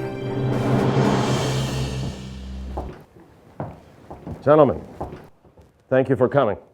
My name is James Carson Jameson, Adjutant General of the great state of Missouri. Now, it is my hope that by the end of this meeting we can come to some clear consensus that will end some of the problems here in Taney County. The governor is not a happy man. He has lost all his patience with what's been going on around here. The only thing that's been going on around here is citizens helping law enforcement maintain order. Now, I believe that vigilantes, if you will, are for law enforcement. They want to do what's right. The governor expects every citizen in Taney County to embrace the laws of the state of Missouri, the same as in every other county in the state. Mr. Jameson, we've all taken an oath for the sake of law and order. Is that the oath that you're telling all the people that's not ball knobbers either join the band or leave the land, Mr. McGill? Miles, you've been against us since day one. You make all this law-abiding citizens leave so you can come in and take their land. Now, is that your law enforcement? By God, there's no one that comes on my land and threatens my family. Yes, your family is breaking the law. What do you think you're trying to do here? Is that your Gentlemen, I'm not here to arbitrate some imaginary line drawn in the sand. Everybody calm down a minute. The governor expects every citizen in Taney County to embrace the laws of the state of Missouri, the same as in every other county in the state.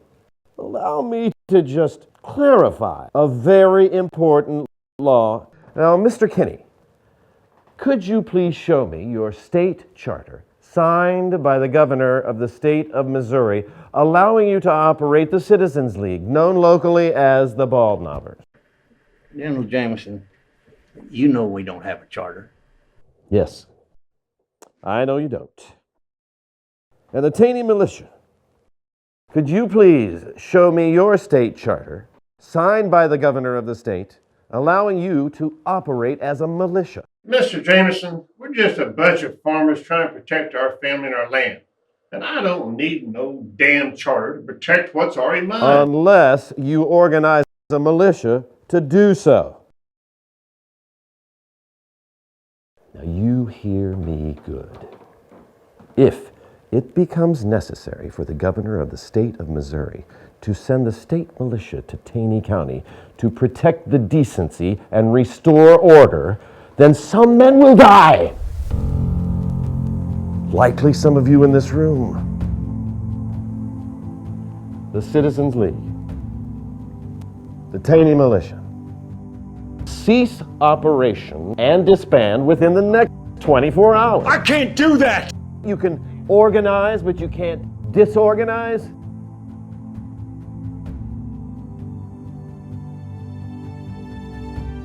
I need 48 hours.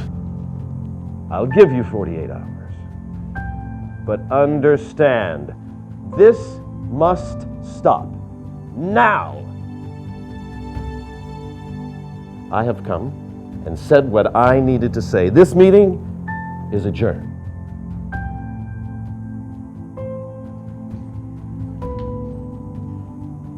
Mr. Kinney, may I have a word with you for just a moment?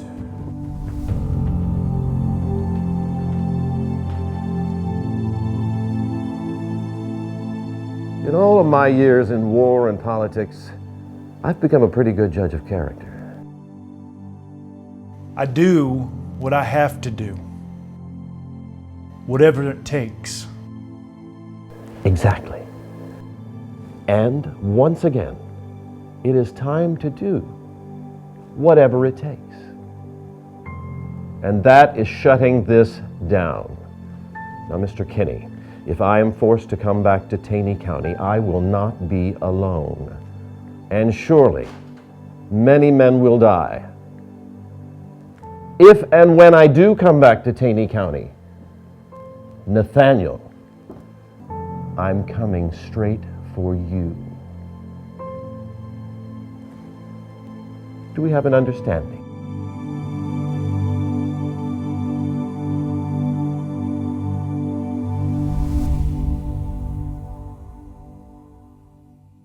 You silver-tongued devil, we wish. This one's supposed to be really good. Thank you. Gobbler, blue gobbler. Do you think it'll help? I've heard it's really good stuff. Tongue devil, we wish you would pass. That damn snap. Blue gobbler, you're a dirty old bird. You just don't like us, then bite our big ass. Sam Snap, I say it's time you quit singing that damn Blue Gobbler song, else you got trouble coming to you. What's the matter, Wash? You don't like my little tune about the ball knobbers? Or maybe you just feel bad helping Kenny cover up the murder of Andrew Cogburn. You're a damn liar, you son of a bitch. I don't think so, Wash. You and I and Nathaniel Kinney know I'm right. Reckon you think it's a good day to die. Take it easy, Middleton. Mr. Snap has little children. Please don't do this. Missy, this ain't none of your business. You just step aside. Please, Mr. Middleton, don't!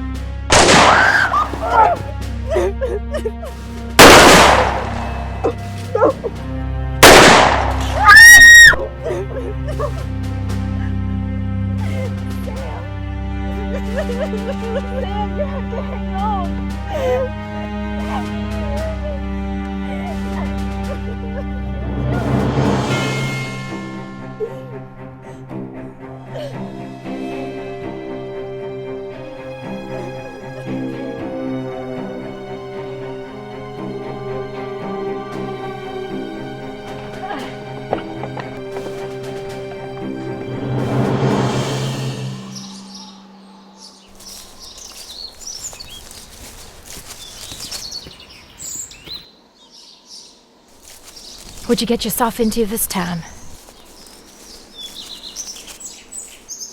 Got that look on your face like a fox that's been in a henhouse. You've been in town running your mouth about them damn bald knobbers again, haven't you? As one of them fellas, I'm particularly ready to wring his damn neck.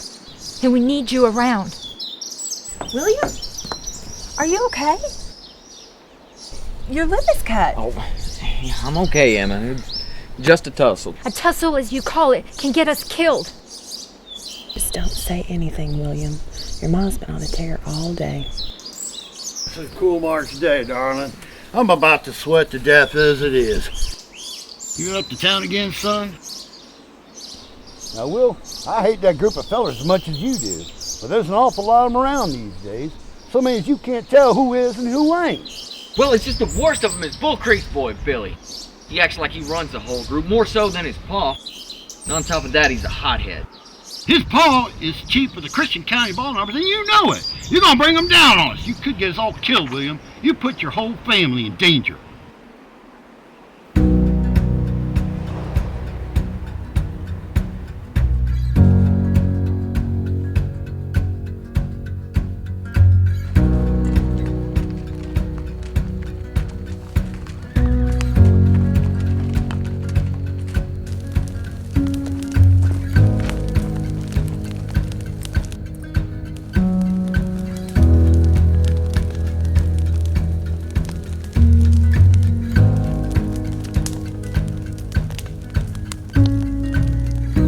Since it's a bit cold tonight, I won't keep you all very long.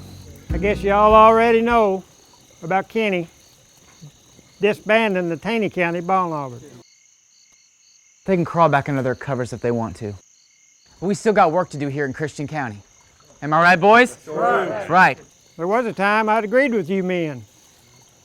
I'm not so sure anymore. We've done a good job cleaning up this county. You see, the state's done sent a militiaman down to see Kenny. They were going to bring soldiers in if they didn't disband. You know what? Let them bring their damn soldiers, Pa. Now, I'm for all doing what's right, but when it comes to staring down the barrel of a gun, just for doing what's right in my county, there's just too much at stake. Look, we're doing good here in Christian County. And we have right on our side. That's right. We've done all we can do. If we continue, we're going to regret it. We were bringing good to Christian County. And now what are we supposed to do? Just turn tail and run? No, I don't hide and I don't run anymore, Pa. We ain't gonna stand by and just let it fall back to the pigs, are we? I ain't ready to go to jail. And if the Taney County ball knobbers have disbanded with the numbers that they had, what chance do we stand? I agree with you, Joe. And Bull Creek Walker is right. Now, we have done what was necessary. And I believe all with the Lord on our side. So, gentlemen, it's time to hang up our hats. It's getting colder. Let's go home. We'll not beat the Christian County ball knobbers again.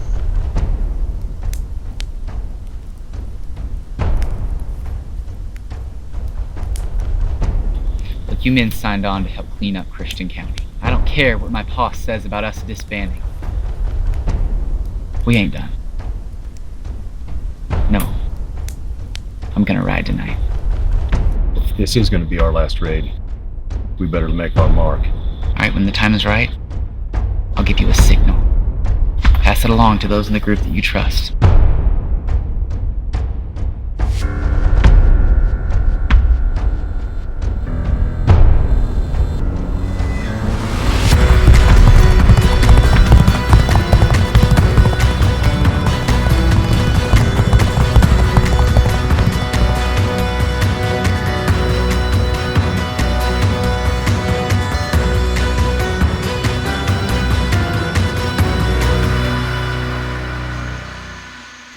Now, Wiley, you and Bill go round back to that door there.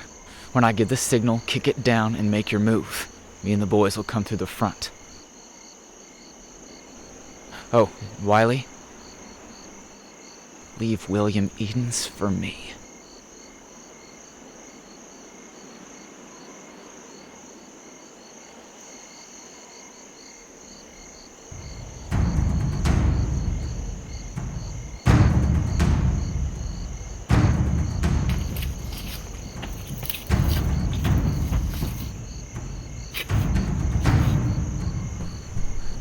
Sounds like they're all down for the night.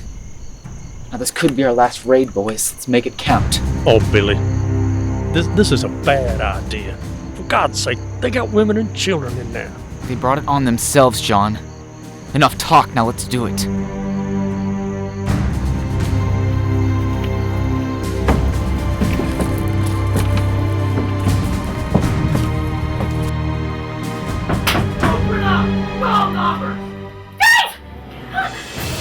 What's wrong, Mama? William, get out! Just stay put baby down. We can't find all those men. Damn door! If they come in here, fight like hell.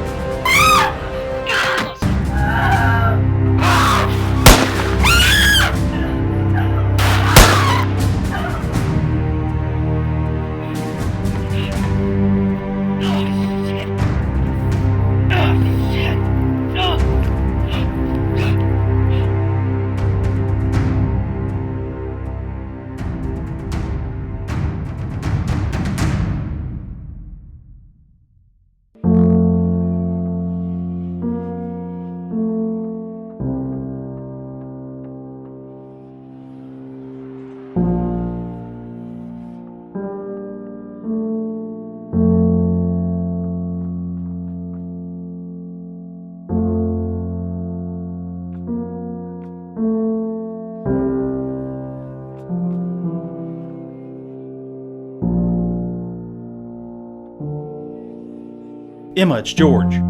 What happened? You wait here.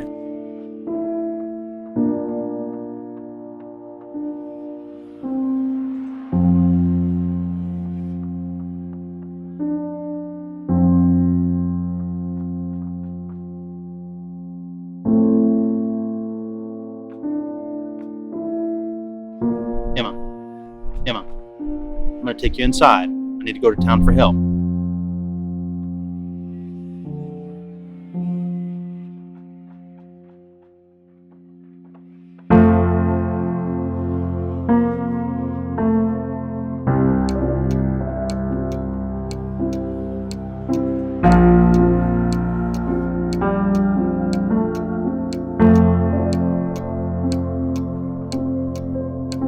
They killed my boy.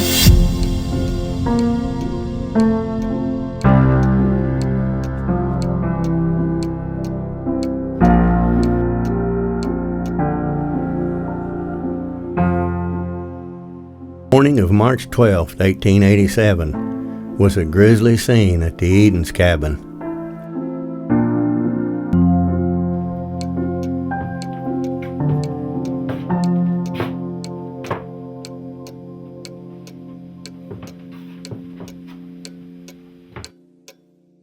Miss Edens, my name is Sheriff Zach Johnson. I know who you are. They killed my boys. They killed them dead. Were you able to recognize any of them? Y'all held Devil's Mask on. I reckon I know some of them. I tore the mask off one of them. It's here on the bed. Don't even know what time it was. Never even heard him ride up.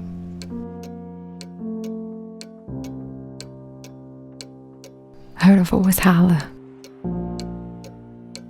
Get out here, Edens. So, I woke up James.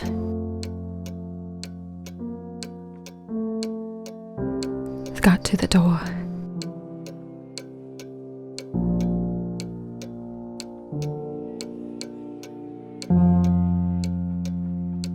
They shot my husband in the head. You find them. And you kill every damn one of them. Miss Edens, I can't change what happened here last night. But I am going to find these men. You have my word on it. Miss Edens, There's going to be some women come around here to help you. I want you to listen to them. And if there's anything else I can help you with, don't hesitate to call on me.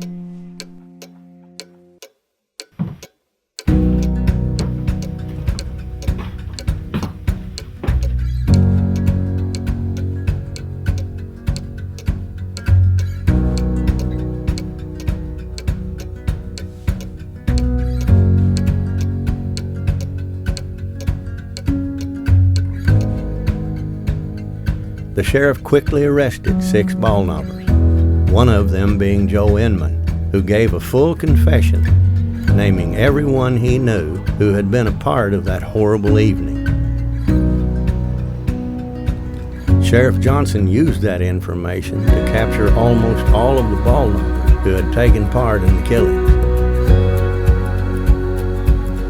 Within a week, Sheriff Johnson had 25 ball knobbers incarcerated, including the leader, Bull Creek Dave Walker.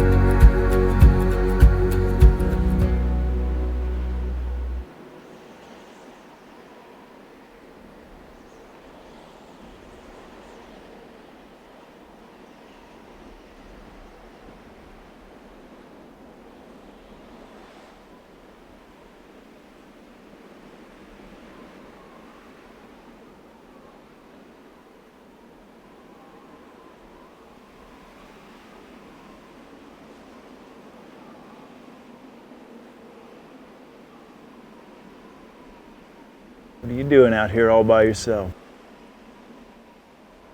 Nothing much. Just getting some air. Thinking. Look at things, you're thinking pretty hard.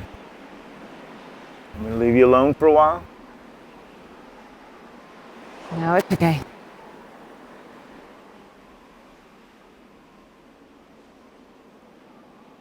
Now, I do want to talk to you.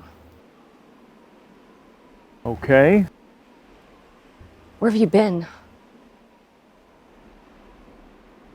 do you mean, where have I been? I've just been in town taking care of some business. You're gone. Days, evenings. Paul and Georgia are starting to do some of your chores that you usually do. We never see you at home. Well, I don't see that as a bad thing. They're getting older. They need to take more responsibility. I don't disagree with them taking on more responsibility. But you have a responsibility as a father and as a husband.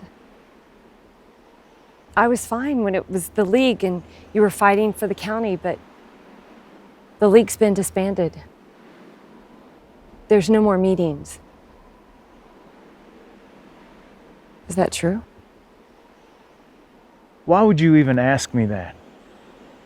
I made an announcement for everybody to hear. It was in all the papers from here to New York. Because you're never home. You're not being open and honest with me. You promised.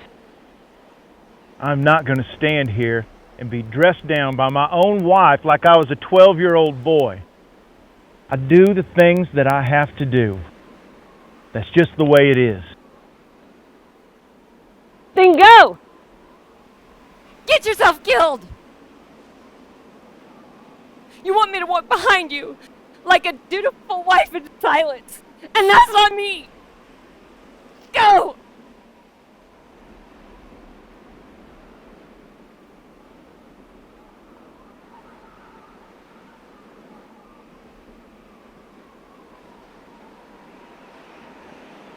I'm sorry, Maggie. I did disband the league.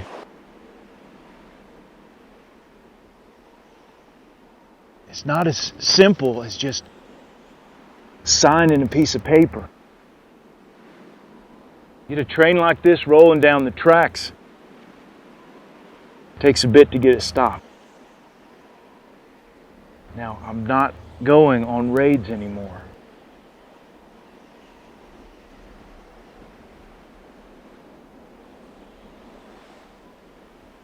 The judge approached me a couple weeks ago. that's handling the SB Berry store. He wants me to take an inventory before they get divorced so that they can divide things up. Thought about it. I think I'm going to buy it. Farming at our age, it's hard work. I should be done with the inventory in a couple of weeks, maybe. What happened to us making our decisions together? For once in our marriage, I'm so disappointed in you. I'm disappointed that you shut your family out. I love you more than you could ever know. Because of that, I've held back some things that I shouldn't have to protect you. I spent a lot of years on my own just taking care of me.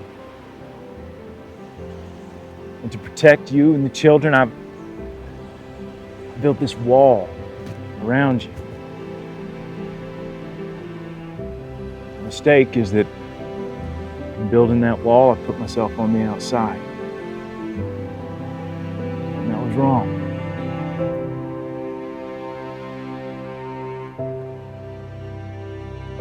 You're right. I'm sorry.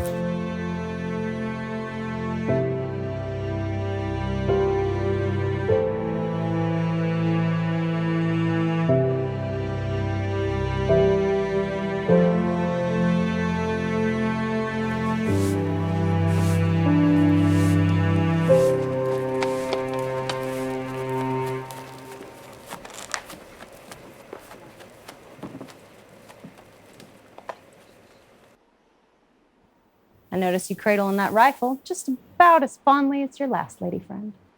And leave me alone. I'm busy and this does not concern you. You know, it absolutely does concern me. Half of everything in that store of yours belongs to me.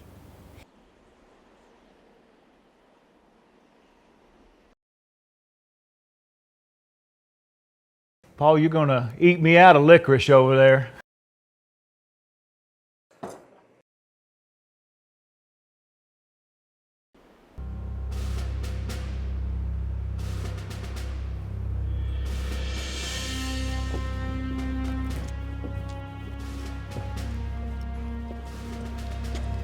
I don't know what you think you're doing, bald knobber, but if I was you, I'd holster that gun and leave town for the day. Them boys are up to something. No, everything's fine here in our little town of Forsyth today. Oh yeah. So why don't you just go have a peaceful afternoon?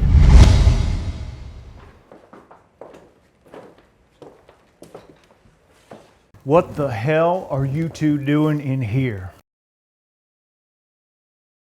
As you can see, I'm busy. You have something you want to discuss with me, we'll do it later, outside of this establishment. Well, what's he doing here then? That is none of your concern. Now leave.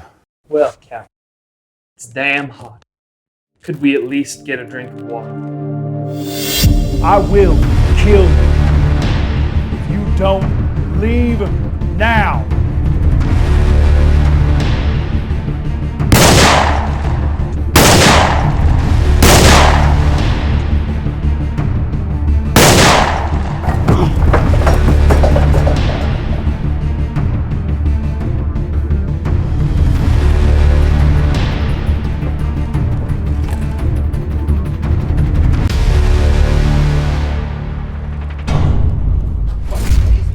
Where's shots coming from? Out of my way. I've just killed Nat Kinney in self-defense. I peacefully surrender myself to the authorities of this county.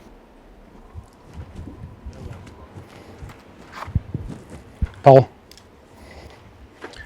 Billy, I don't know what you've done or what's going on in that store, but you're going to come in with me until I can get to the bottom of this. If they move, shoot them.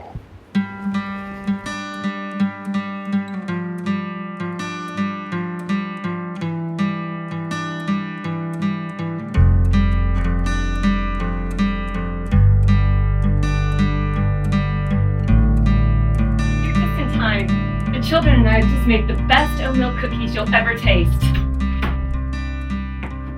Becky, what's wrong? Maggie, we need to talk. What's wrong, Pablo? I'm so sorry. I'm so sorry. What did Beth just say? Nathaniel was killed in town about an hour ago. Yeah, well, no, he's at the Mercantile. He was just here this morning, and he can take care of himself, and he's... I'm sorry, he's gone. Maggie, he was at the store when he was killed. He's gone. I'm sorry.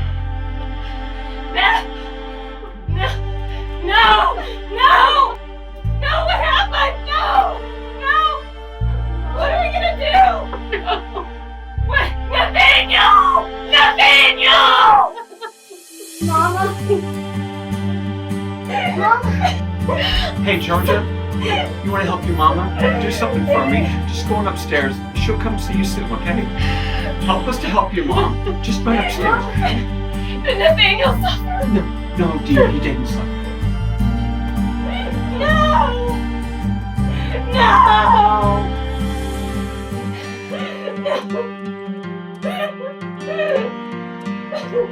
Dad, just stay with her. Check on the children. I'll be back soon, okay? What are we gonna tell the children? What am I gonna tell the children? Nathaniel! Oh my God.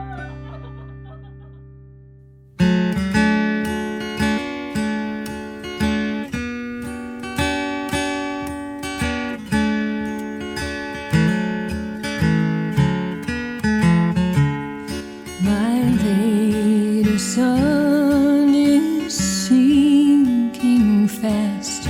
My race is nearly run. My strongest trials now are past. My triumph is begun. Oh, come, angel band, come and round me stand. Oh, bear me away on your snowy wings to my immortal home. Oh, bear me away on your snowy wings to my immortal home. I'm almost gained my heavenly home. My spirit loudly sings. The holy ones, behold, they come. I hear the sound of wings. Oh, come, angel band, come and around me stand. Oh, bear me away on your snowy wings to my immortal home.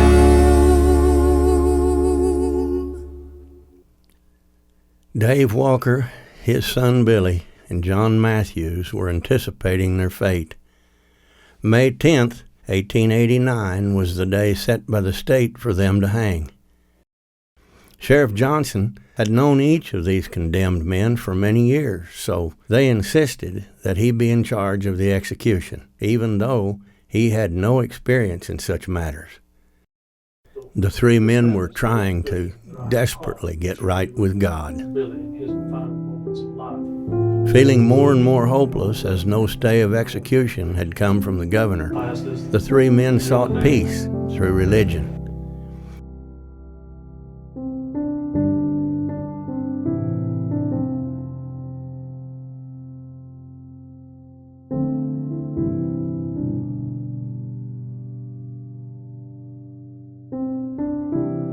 I've prayed for forgiveness. hoping that you could find a way that I could be baptized. Billy, I can't take you to the river. But I'll tell you what I can do. I can bring in a wash tub and we can fill it full of water. Appreciate it, Sheriff. I really do.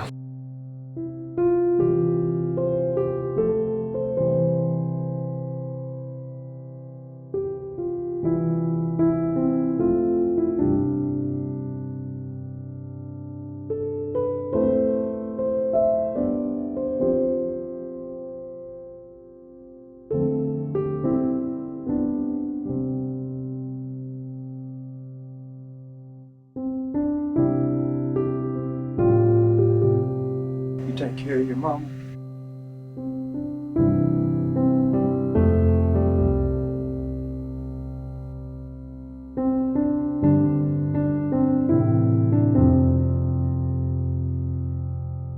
I love you.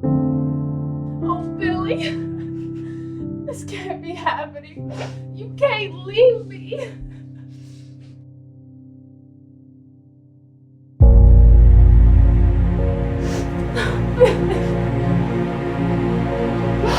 Oh, God.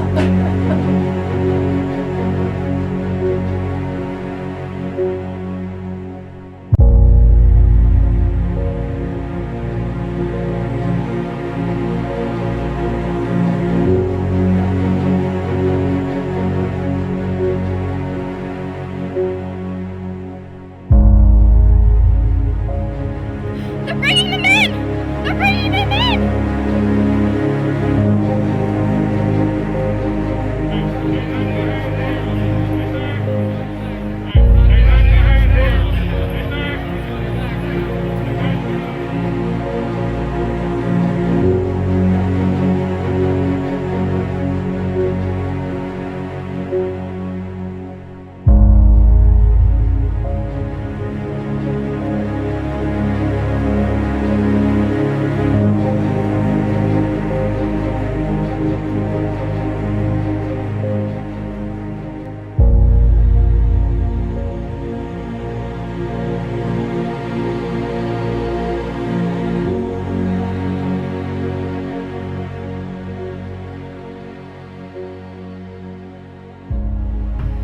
They're gonna do it, Pa. They've got black hoods on. Emma, come away from the things. You don't need to see this. Then why are we here? They killed my husband and your son. I will see them die. Heavenly Father, remember these men. Remember thy son's word. Forgive my enemies, for they know not what they do. We ask you to give knowledge and Christian faith to their friends. Bless and remember their families. Heavenly Father, our last request that you give these men courage to meet their fate. Amen.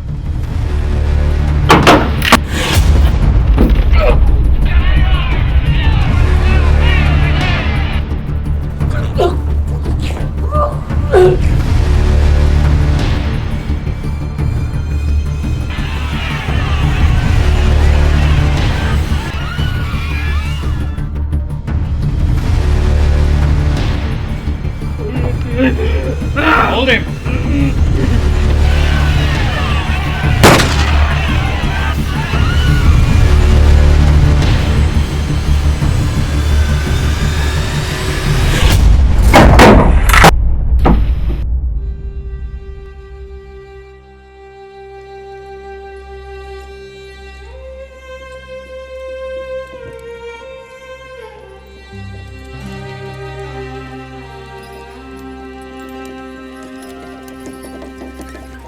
The Walker family didn't attend the hanging. The bodies of Dave and Billy Walker were taken by wagon to Sparta, Missouri.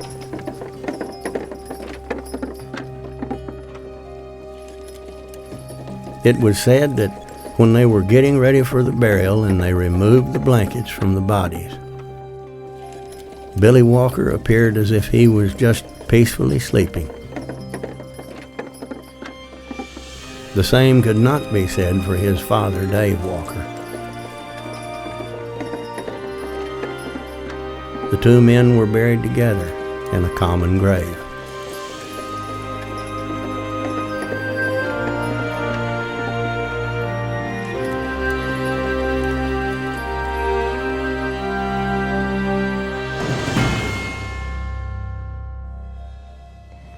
Gentlemen, thank you for coming. Maggie, this here is Ed Funk, the man I was telling you about. He's here to help you out with what you're looking for. Miss Kenny? Thank you, sir. Mr. Funk, would you like some coffee? That'd be nice, ma'am.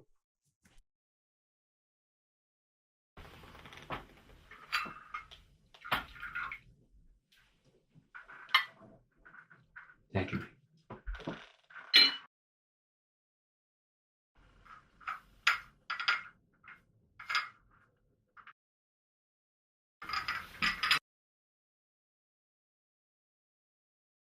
Mr. Funk, Galba tells me you're good with a gun. Yes, ma'am, I am. I've been doing this a long time. If I wasn't any good, I'd be the one 6 feet under right now. Mr. Funk, I'll get right to the point. My husband was murdered, and I want the man who killed him dead.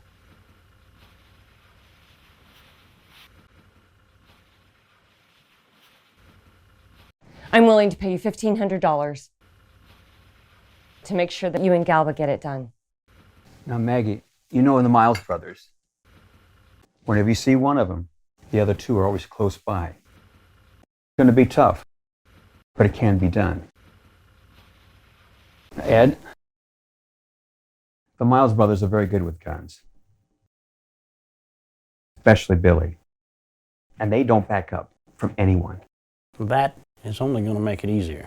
I'll give you $500 now, and the rest when Billy Miles is laying in his grave. Miss Kenny, that's going to be a matter of picking the right moment. But I will see this through. You can count on that. Do we have a deal?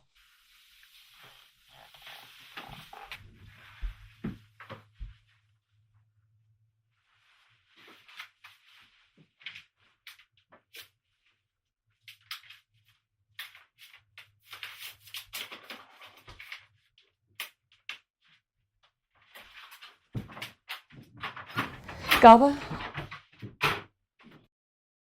be careful. I will, Maggie. It'll be okay.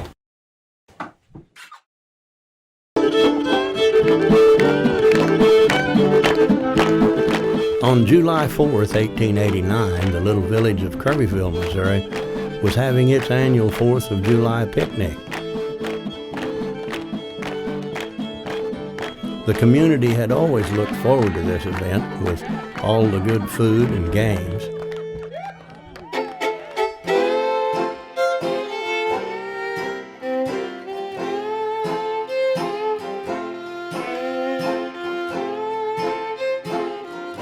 Galba Branson and Marshall Ed Funk were looking forward to this picnic for a different reason.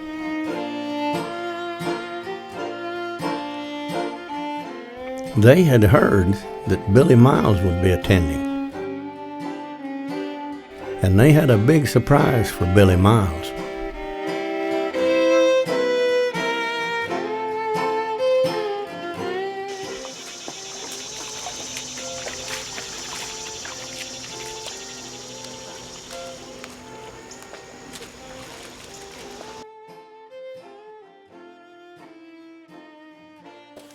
Jim, Manny. There was an awful lot of ball knobbers here at this picnic. Who's that fella who's walking around with Sheriff Branson?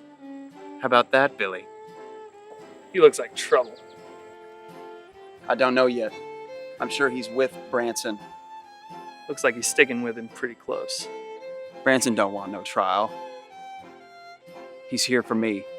You two take good cover when you see Sheriff Branson. Don't take no chances. I don't think they've seen you two yet. Let's keep it that way.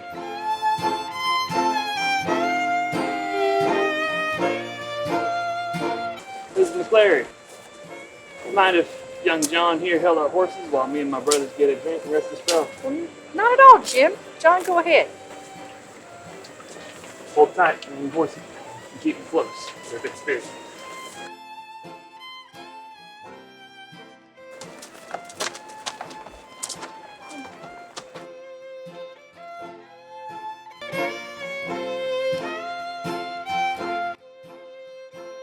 Oh, hi, Mr. Miles. Do you want some water? Oh, thank you, Rosetta. It's very nice of you.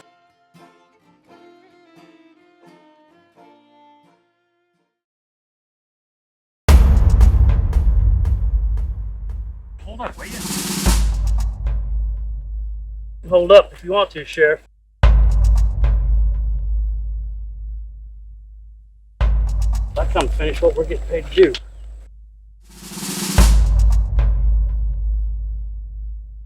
We stick together, remember?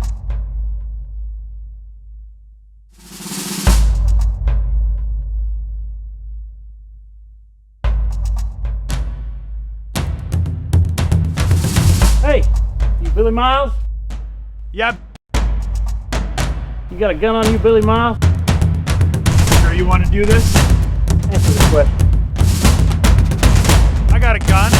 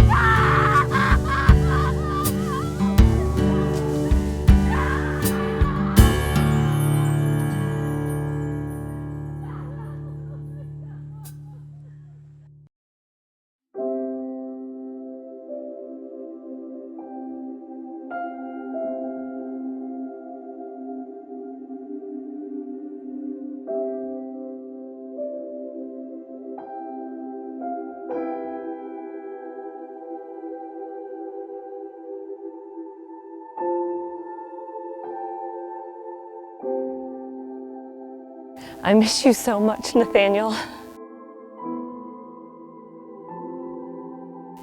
Life is so hard without you.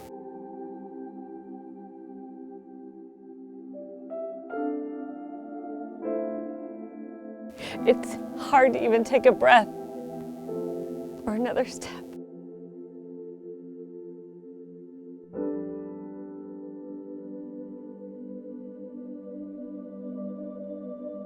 I tried to do what I thought you would have wanted. You didn't deserve to die.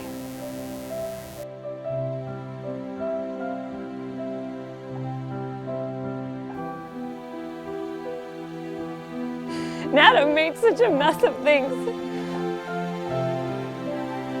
It's all my fault. It's all my fault that 2 men are dead.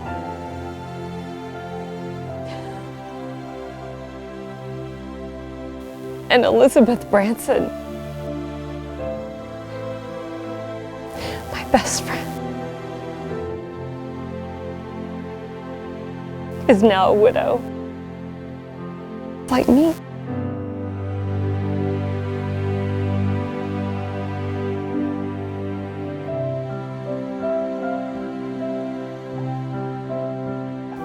I know I have to be strong for the children.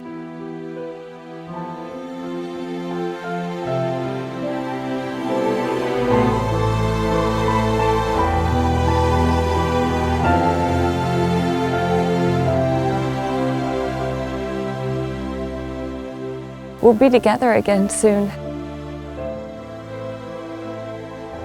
when I take my last breath.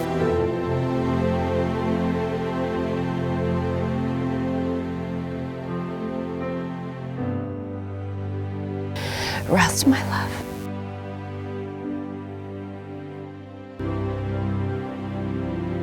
Rest, Nathaniel.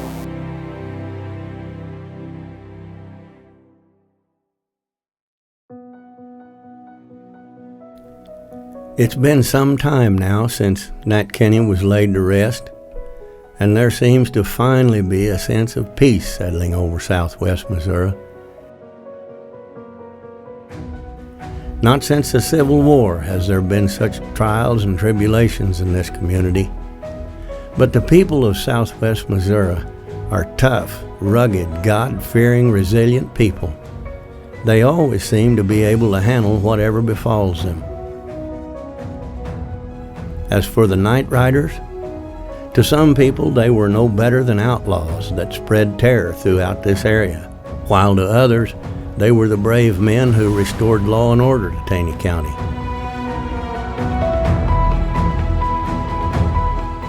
But however you choose to look at it, it will be recorded in Missouri's history that in the 1880s in southwest Missouri, there was a group of men that struck fear in the hearts of those who chose to break the law.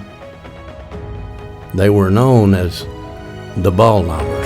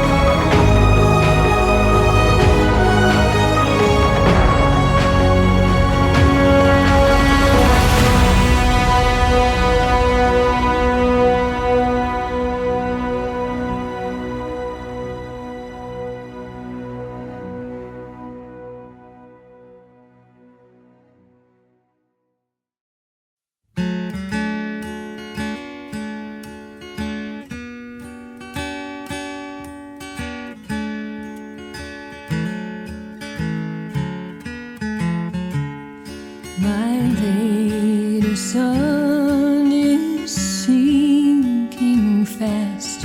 My race is nearly run.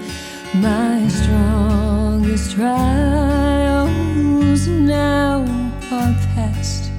My triumph is begun.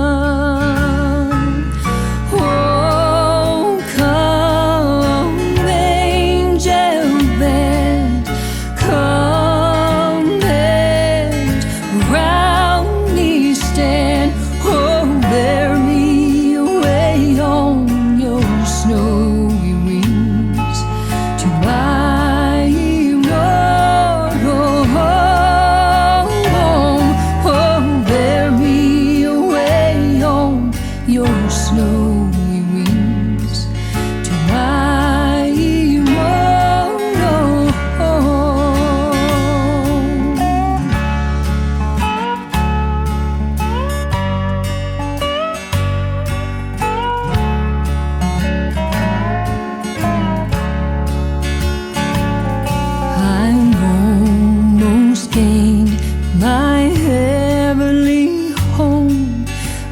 Spirit loudly sings, the holy ones, behold they come.